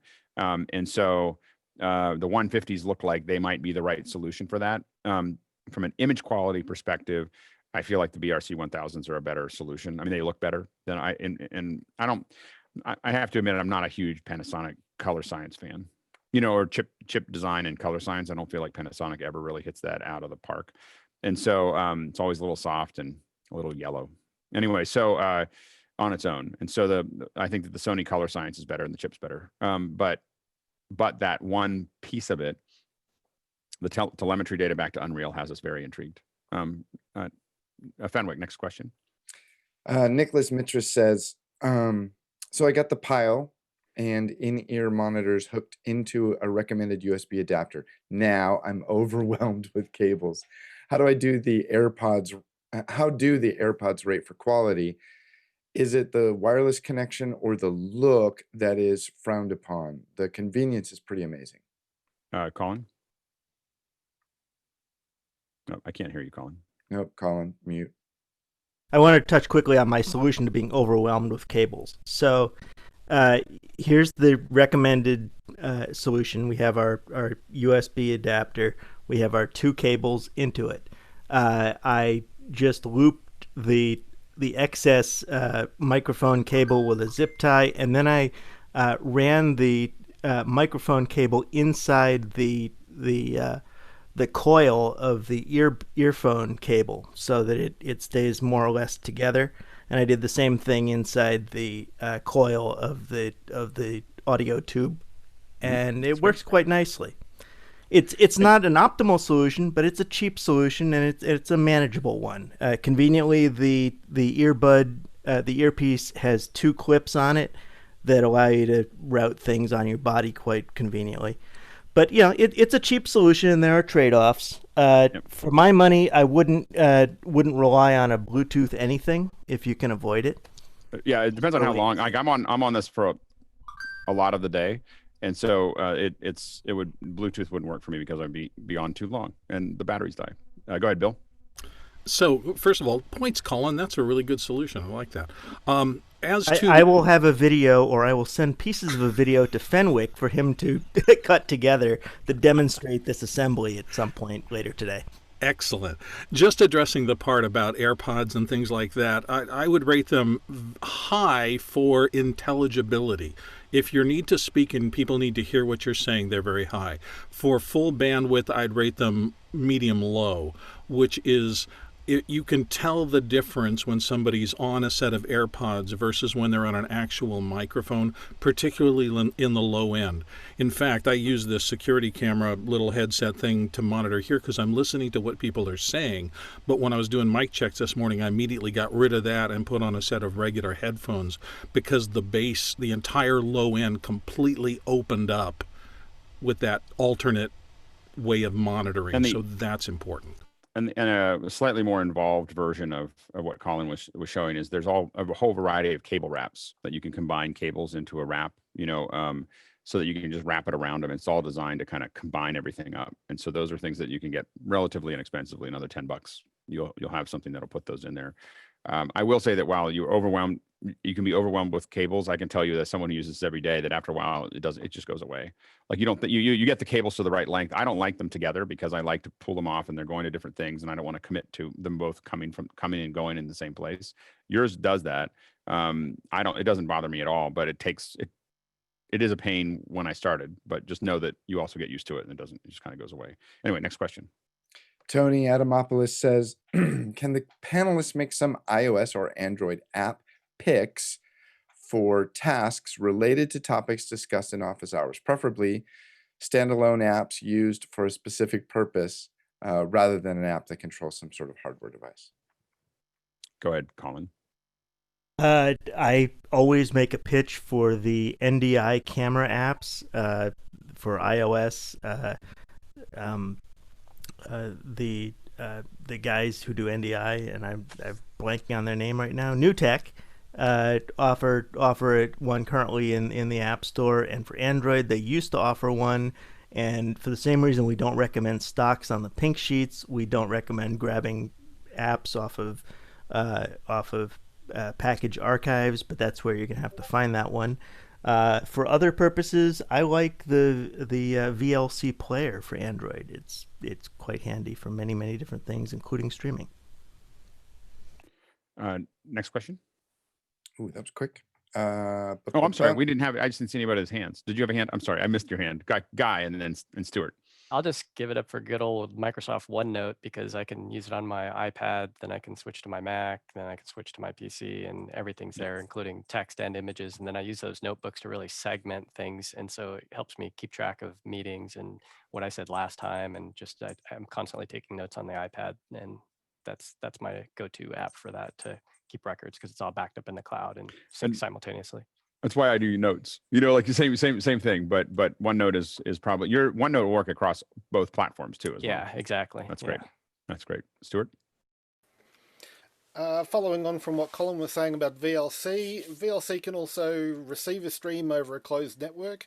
So if you've got IP-based cameras, you can use VLC as your monitor while you're setting up a camera in a location where you can't leave an operator. Mm-hmm. Also on Android devices, RTSP camera, I think it's called, and there's Larix Broadcaster, of course, for IP-based solutions. Go ahead, Chris. I don't know if this is what you mean, but I'll tell you, this is an app that we use in our office all the time. And it's this thing called Harvest, and it allows me to keep track of any day and what tasks I'm doing on that day. And it's basically a time logger. And we have a central location where it all goes to, where the office can scrape all the data and keep track of how many hours were spent on a project, because multiple people might be working on it now, especially remotely. We find it invaluable. I think the thing I use, the other thing that I use a lot that's general, is atomic clock. So this is atomic clock. There's a couple different views of it. I don't know if it's any more accurate, but what it does do is it gives me an accurate view, and it's got like a little circular thing, and that's how I keep time in production. Is I have some phone or some iPad one I put up in front of everyone or whatever, and old iPads turn into great atomic clocks. And so, and old phones turn into great atomic clocks. And so typically it's some old iPad that has atomic clock, and it just means that we're fairly certain that it's pretty close to within a second of when the show should start. It starts, but you'll see us putting those up almost everywhere that we use it. Now go ahead, Chris. We used to play a little game in the control room with analog stopwatches where we'd hit it and then count in our head to 10 seconds and try and stop it without looking at it, trying to see how accurate our internal Right. clock was. That's great. Our big thing is that we test the offset, and we try to have our shows start at the atomic time, top of the hour. So you figure out what the offset of YouTube is, or Facebook, which are all different, right? So we test it, and we play a timer into YouTube before the show, because it changes every day because they're constantly playing with it. And so you figure out, you'll hear someone while we're working, you'll hear nominal offset 9 seconds or nominal offset 22 seconds. That's us. That's when we're going to start our countdown clock. Will be 22 seconds hot or 22 seconds early, so that when it gets to 0 and the host starts talking, it's right on. No. And it's and someone asks why, and I'm like, why not? Like, if you can be precise, why not? Aim small, hit small. So the how are you going about calculating this nominal offset on a daily basis, or on an event by event? You run a test event to Facebook or YouTube. You push a countdown clock into it, and you just look at your YouTube stream versus the countdown clock. But how close to your actual event time do you have to do that? Because we do it sometime in the morning. Change over time. That's part of we do it sometime in the morning. And that's part of the game. Did it change, or are we on? And usually right after the event starts, you'll hear someone go, right on, or not very often is it right on. It's usually like +1, -1, someone like, like we just keep track of it. We don't put it in any notes, though. We don't put it as part of our postmortem that we were 1 second off or 3 seconds off, but we're very rarely more than a couple seconds from the atomic time. You'd be surprised at how many clients notice. Anyway, next question. David Burke says, Alex, you have referenced an eye tracking study that measures audience attention to slides versus talking heads. I'd love to be able to cite that study. Can you point us to the authors or results online? It wasn't a study, and it was internal, and we didn't share it with anyone until recently. So we did it. We did not publish it. We had access to a Tobii eye tracker, and we spent weeks testing things, and it was us just trying to figure out what works, what doesn't work. We should probably revise it. In 10 years, maybe people's behavior has changed. So, it's probably something for us to get one of those eye trackers and play with it again. But it is, we only knew about it because 10 years before that, there was a company that worked with us that basically, they were doing that for web pages. And you could what's amazing is when you actually look at what people are doing, you could put an ad in a certain part of a web page and no one would see it. Like literally it's like a blind spot. Like and you see these heat maps and you see no one sees that because the brain has decided that that's a space for ads, and it just won't look at it. Like it just, just the eye just kind of goes around it and doesn't ever focus on it. And so it's I will say that if you get an eye tracker, it is extremely confronting and fascinating. Like playing video into an eye tracker is super interesting because you see a heat map per frame, and you can see like why you immediately understand why advertisers do what they do in ads, because your eye all goes to what they're trying to do, or it goes to things that they want you to look at. It's an amazing thing. Go ahead, Chris, and then Sky, and then Bill. So this is a challenge to you, Alex. There's been multiple topics that we've talked about, the poll study, a bunch of them, the poll access. You need to, I would challenge you to write that, publish it, make it public, because that kind of evidence, that kind of, and maybe you don't want to for business reasons, but publishing that kind of empirical data will help push the industry forward. At one point you said, we're using media to push the world forward. I have it written down. I'll quote you, but I would want to do it again before I did that, because we didn't keep, we kept track of it, but I don't know where the exact data is. I wouldn't want to have it be a scientific study. I mean, we had it all there. We knew what the numbers were that we had tested. And I remember what those are in my head, but it's not like we tried to build it for a scientific study, a double blind, whatever. And so if I published it, I would just get torn apart by scientists over the whole thing. So if I did it again, what I would do is reference it properly and do it all. And we may do it again. I mean, it would be an interesting thing to do again. It's hard to do now because we did it in a place where we could bring lots of people in and have random people look at it and look at the screen and that type of thing. That's my question was your focus group just friends and family, or were they? No, it was random people that we didn't know. Okay. I think we bought them donuts or something. I mean, it was not. It wasn't, It here, was have a study donut. Come look funded at the screen. by Krispy Kreme. Yeah, all I gotta do is look at the screen for a little while. Go I'll ahead, be Bill. there. Yeah, I first heard about eye tracking studies in the 60s and 70s because AC Nielsen, the huge ratings organization, used to use it substantially to vet ads and to see where people were. So if you want to get some more information on how they are structured and things like that, I'd search on AC Nielsen and eye tracker studies, and you'd probably get a bunch of sites that might have actual published data behind them. That would be my guess. The scary thing is a lot of people, eye tracking is extremely heavily used, but no one wants to talk about it because people don't want to feel like they're being manipulated, because you really are. Like, it's like, like the eye tracking is used in all your ads, all your, like they're looking at like all the big ads, they're definitely eye tracking everything as part of their focus group to know what you're looking at when you see it. And making small edit decisions and framing decisions based on that. And it's a fascinating science. You gonna say something, Fenwick? Do you suspect that anybody is clandestinely, secretively using the cameras in our iMacs and phones and whatnot to do eye tracking, or do they need a more sophisticated camera than what is in these devices? You could do it with the I think you could probably do it relatively easily with the iPhone's Facebook, the new one. But it's actually because of the facial recognition stuff. Yeah, I think that it would be able to identify it pretty quickly. I don't think they're doing it clandestinely on the iMac, because the way the power works with the phone, the camera would turn on, you would see it because it's still tied in. The light is still tied to the camera. So I think it is. Anyway, go ahead, Sky, and then Bill. Well, I just know that Siri is pushing information to me that my wife and I were talking about, and all of a sudden this information shows up automatically. So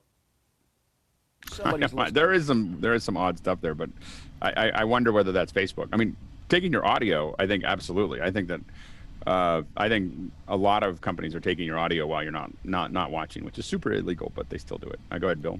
Yeah, I'm just not. I understand all these fears about this, but they're looking at big data generally. You got to remember that there are 1 billion smartphones out there. So the option of somebody getting to your data because you're important enough to want somebody to want to watch what you're doing is infinitesimally small. They are looking at trends. But they are still tagging you that you like. That you might get tagged that you like chicken because you were talking about chicken with your absolutely, and computers are totally capable of doing that. But generally speaking, the idea that somebody is on the other end of something watching you through your webcam. My concern is the algorithm, and you notice that Chris Fritchie is no longer here right now. But it's the algorithm that doesn't know or care is my concern, and we get systematically squeezed into. I think that that's my concern. But I share your concern. I know they are listening and have been for decades. I think that the we as consumers have the choice of what we do. Not yet, but I think that we will over the next couple of years have a choice to disengage from what we're being part of, because just being tired of being tracked and being the product. So Stuart, we're gonna keep moving, Bill. Stuart, and then we're gonna the price of free. Yep. What Sky was talking about is actually done in the browser. Google's Chrome browser implements it where it listens to your microphone and can use the camera. Firefox does it. I'm not sure about the Edge browser. And with Siri and Alexa, if you leave Alexa running long enough without talking to it, it will giggle. It's a software Easter egg that's sitting in there. Next question. And Bill, your mic's open. That's weird. Ed Rubin. Hey, Ed. Can a timestamp be added to the Mukana chat? It's helpful in cross-referencing with the YouTube archives. I think you might mean the mobile chat. Yeah, I don't remember what the command is. There's a magic command that will expose the timestamps inside of it, and I don't remember what the. In the preferences. You and your magic commands. Is it in the preferences? Yeah. Let's see. In the hamburger. Chat, show times. On the desktop. Yeah, I just went to show times. On the desktop. Yeah. So in the hamburger. Because I have it. Yeah. You can hamburger. It's called. It's under settings, and it says show times. And now you'll see it all.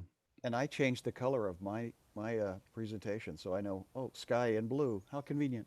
Yeah, that's great. Yeah, so there's some extra features in there in the hamburger that you can grab onto. All Ed right. Rubin's question is asked, answered, and solved. Kyle Hammond says, is there a Discord channel for YouTube videos that people need to have made? I'm going to finally get back to content creation and could try to make some videos for office hours. We should definitely put that in. Let's think about where, video requests. We'll put that into the kind of the general chat where RFI and Mukana are just video requests or video training requests. And then that starts creating a list of things that I got a bunch of ideas now about that. So anyway, we'll put that in to start with, and then we'll play with it. Go ahead, Sky.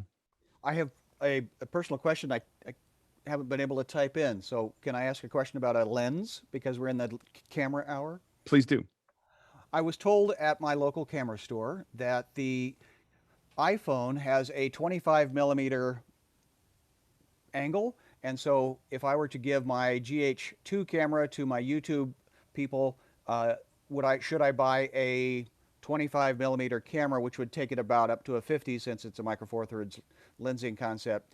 It's about a $250 lens on a $80 camera from 10 years ago. So my question is, are you trying to reproduce the iPhone look? Yes. Ish, because I'm shooting in a small kitchen with a non-camera person. So I want to give him the same solution in a single non-zoom. And Bill's got two fingers up. Thank you. Go ahead, Bill.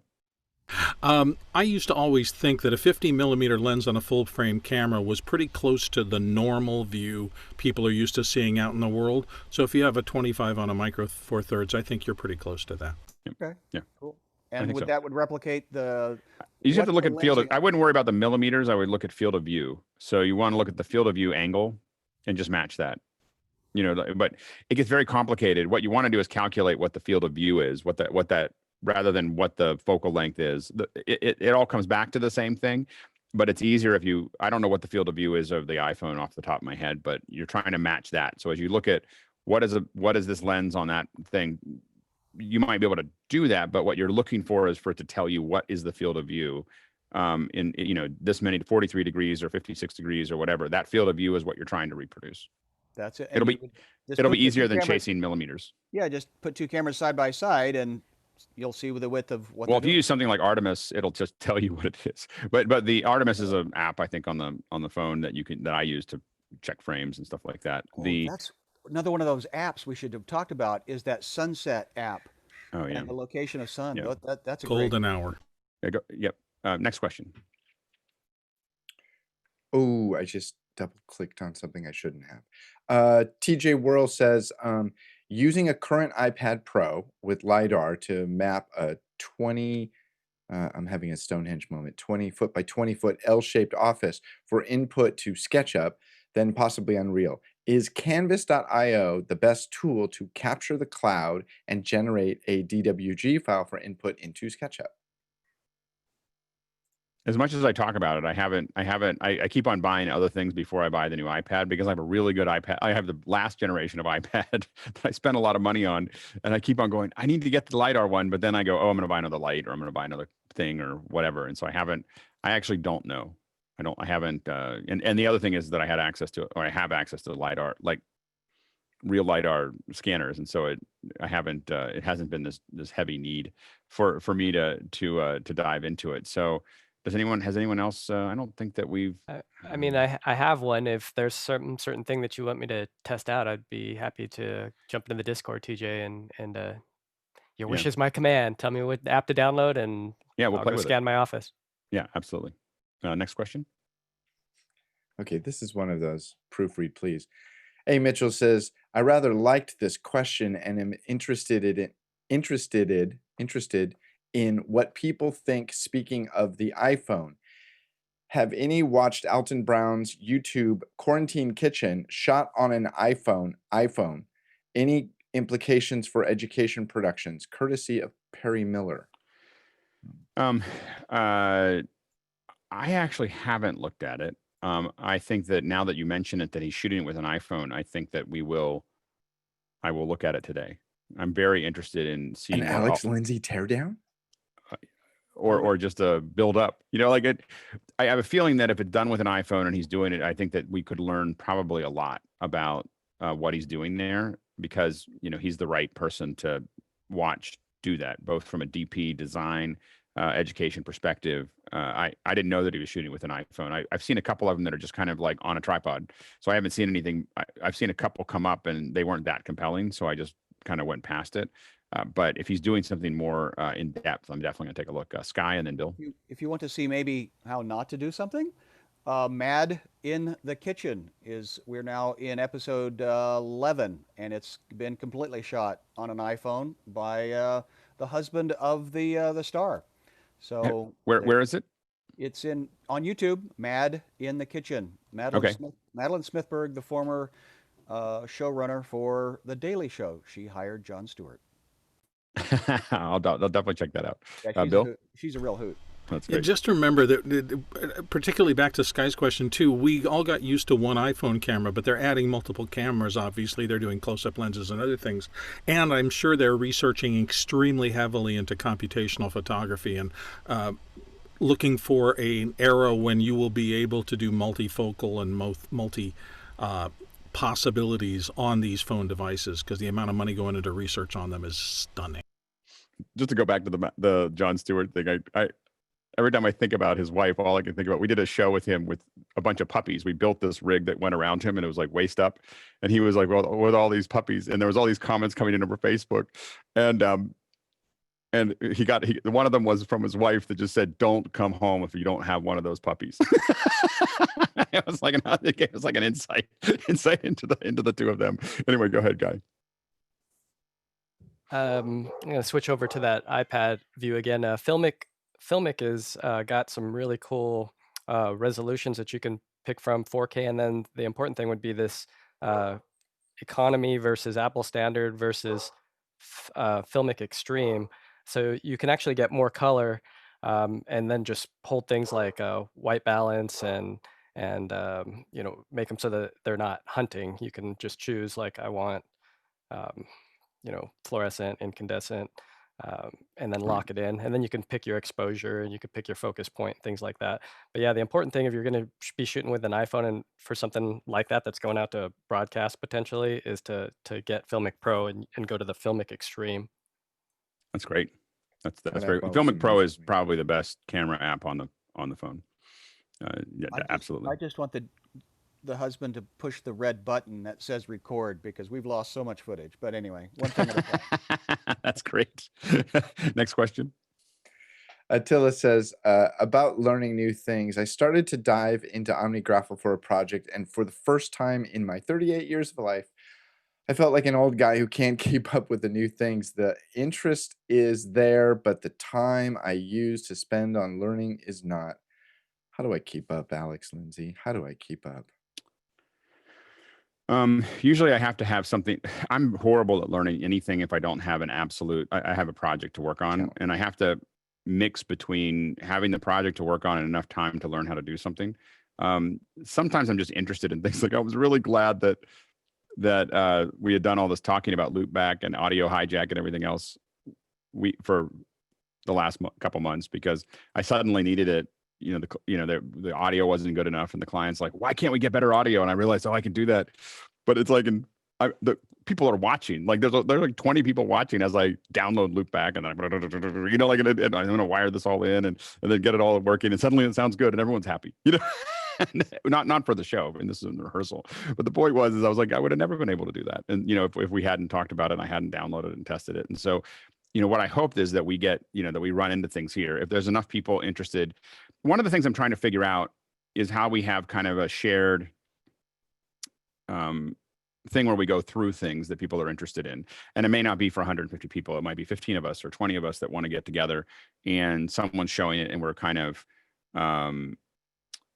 learning it together, whether it's Unreal or OmniGraffle or, setting up kind of birds of a feather kind of thing around an app where we're all trying to just kind of figure it out. I would love to do that with Swift. Although my son has left me, my 12-year-old son has left me behind. So anyway, he's learning really fast. So anyway, I just told him I'm gonna try to keep up with my son, and now I'm just gonna hire my son to do that. Anyway, go ahead, Chris. I think that there's a general problem where in these hours we discuss and discover and share, but what we might need is a place, and maybe it's like a YouTube channel or a repository of documents, PDFs, etc., whatever, where it's the result of what we shared and discussed and experimented with, where we could say like, so like the what we've been calling the bronze package of stuff. I want one place. I don't want to go watch another 1 hour video. One place. Here's the answer. It's office hours results or lab or whatever it's called. I don't know. So that's the website we're working on.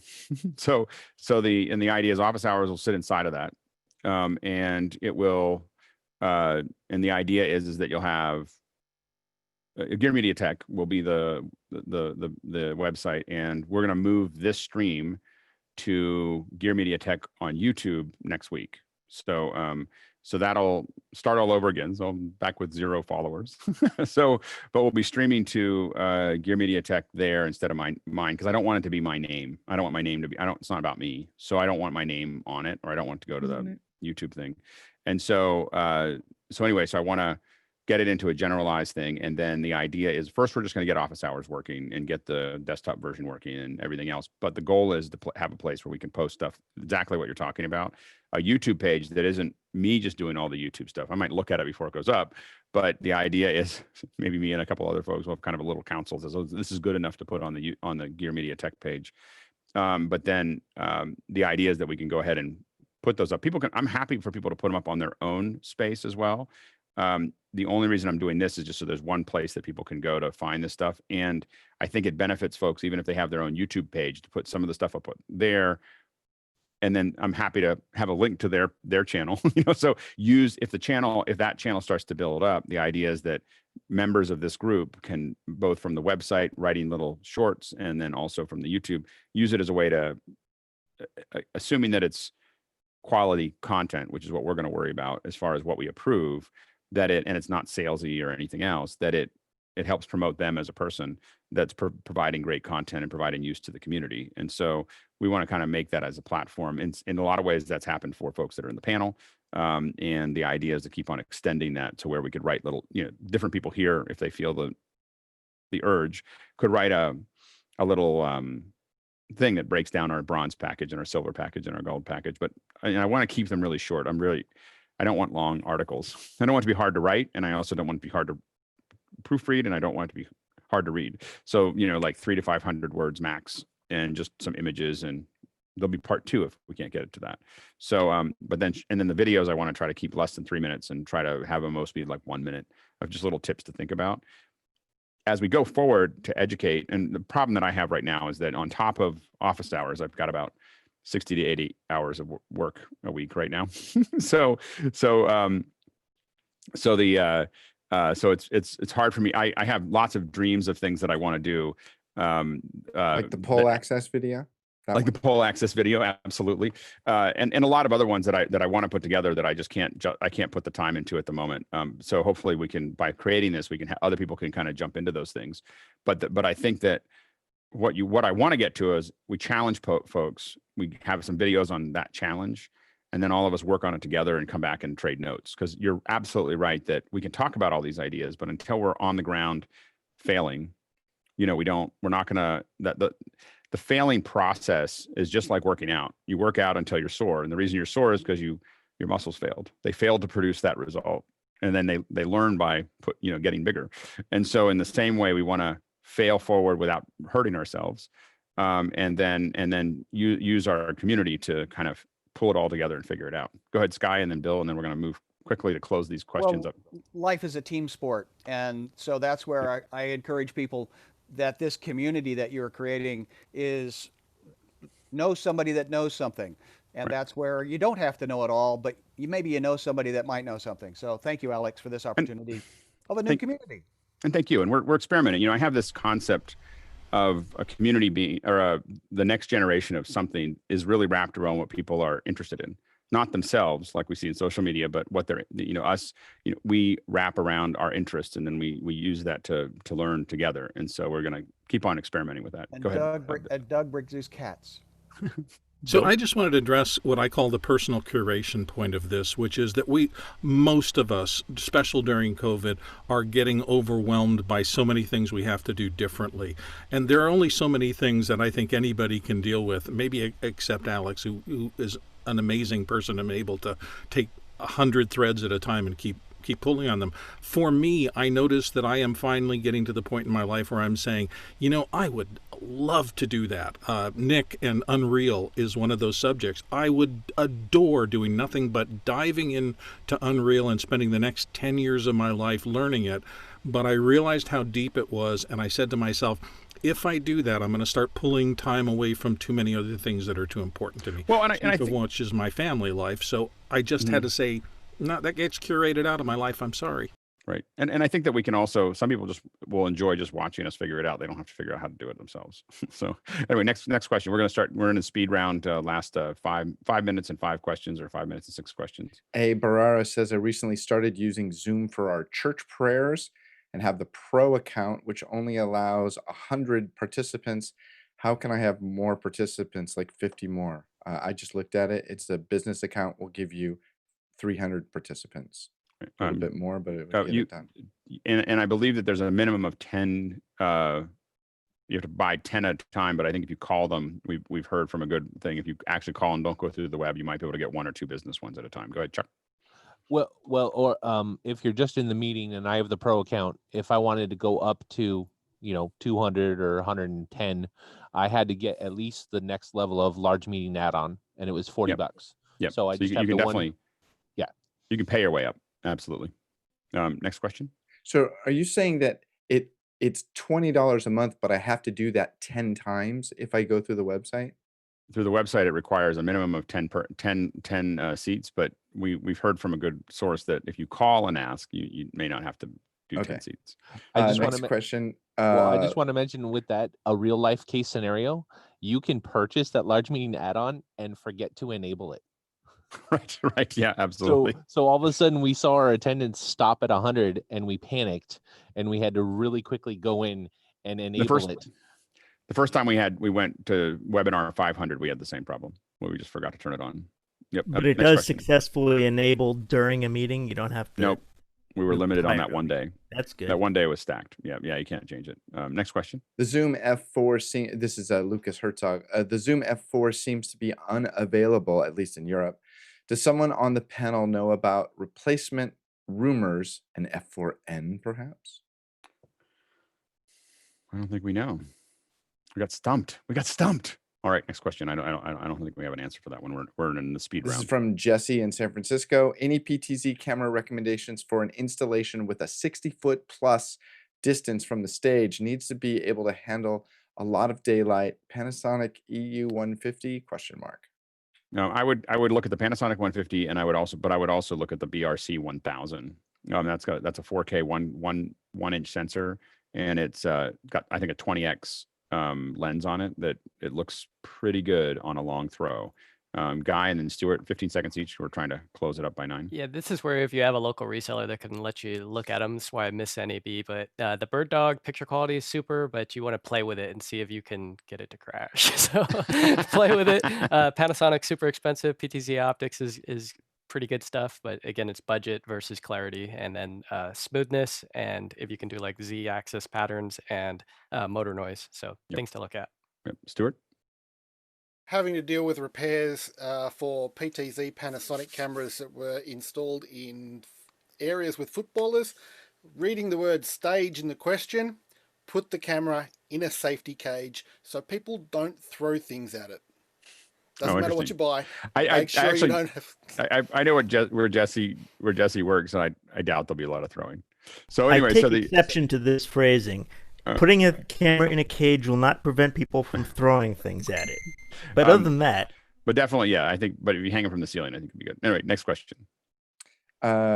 Dick Dick Brewer says, have you been inquired about 3D video inside Zoom using for a museum tour? I have not. Anybody else? I haven't heard anything about that yet. Go ahead, Chuck, real quick. No, I'm just gonna say, Guy just demonstrated 3D video for us by switching to it. So I mean, that might be an option if you have a museum and Right. you wanted to do it. Just share. I do think museums, talking about it today, I just think that there is an incredible opportunity for museums because they're empty. Like, you know, the you could do incredible, like, just think of this. I'm going to talk to some guys at the Smithsonian. The idea that you could do these incredible tours without anybody in the way. I mean, because we did a job in the Smithsonian, and I got to tell you, like, they do not close the Smithsonian for anyone. You know, it's a public, you know, thing and everything else. And so we had to do a really complex load in an hour and a half before, and then go live with, you know, A-level actors. And it's hard. So the idea that you could have all of that space opened and then have a guide walk you through it and talk about it and everything else, it would be amazing. Bill? I'll just notice that decades ago, the best 3D tools on Mac were from Tim Dashwood. He went to work for a fruit company, and they rolled all of his tools inside Final Cut Pro 10. So there's a ton of 3D capability in there. I have a feeling that we'll see more of that. Anyway, next question. A virtual 3D actor right in front of you. That would be fun. Laura Seal says, any further thoughts of using Rev for another tool to transcribe office hours so that product mentions, for instance, could be indexed? Looking for ways to go back and research past discussions so they don't become lost information, as Fenwick says. That Fenwick guy. So the chat gets saved. Usually it gets saved anyway. Usually Mike Andrews puts it into Discord, so you see most of the links that are there. And we'll work on more. We're going to index a lot. We're just getting started. There are ways one can export and index the SRT from YouTube. But indexing is a big deal to me, and so part of getting this chat function working is to give me more metadata. Tools. Metadata. Yeah. All right, next question. Last two questions, Alex. A. Mitchell says, is it possible to add the final ratings of a question to its answered listing? Thanks. Yeah, I think we can do that. And then the last question is, yeah, we can do that. Is Todd Harder says, any word on a public beta or early access of Mukana? We're working on it. The actual, I mean, we went the opposite way that most people do, which is a lot of folks that we work with seem to work on all the admin stuff, and then they finally put the interface out. We're working on the interface, and then we'll put the admin stuff out. So we're working on the product actually doing the thing. But what's missing is the ability to let other people do the thing with the thing. And so so we're working on that right now. We're trying to stabilize how it works, and you guys have been incredibly valuable in that respect, as far as giving us great feedback, and please keep it coming. And the next step for us is to get the desktop version working, and then the next step for us is to get admin tools working. And so as that happens, you know, we'll be able to then make it more available to folks, and we'll definitely be looking for beta users once we get those pieces done. Go ahead, Stuart, and then Chris. In the same vein, there was comments in the chat about the Gear Media Tech YouTube, and people would like to see the link so they can subscribe. We'll roll it out. There's nothing there right now. There's no pictures or graphics or whatever, I don't think, unless I mean, Jeffrey may have already gotten ahead of me on that, but I don't right now. I don't have anything there. So yeah, Chris. So this is the first time I've heard you say the word Mukana and product in the same breath. Is your intention to make Mukana a product commercially available? We don't know how we're going to make it available. We're definitely going to make it available to folks. I don't know exactly what it'll look like yet, or what it'll, you know, I don't know. I'm beginning to wonder if possibly office hours, the last 130 days, was just a ploy to get us to beta test a piece of software. Well, I got to tell you, it was a lot of work if that was the only ploy. Like that would have been, I'm confident I'm confident there are many other ploys involved in the production of office hours. That's Mr. Guinea Pig to you. And that's it for questions today, Alex. All right, thank you, everybody. We can't do this without you. You know, the attendees, thank you very much. You did a great job. You started slow. I just want to say the attendees, You came out of the gate kind of slow. I was a little worried. I was concerned. I was like, we got 6 questions and I got 2 hours and I don't have Chris Summers to do something. And this is going to be a long, I was like, I don't know if we'll finish. We might finish at 8:05 or 8:10.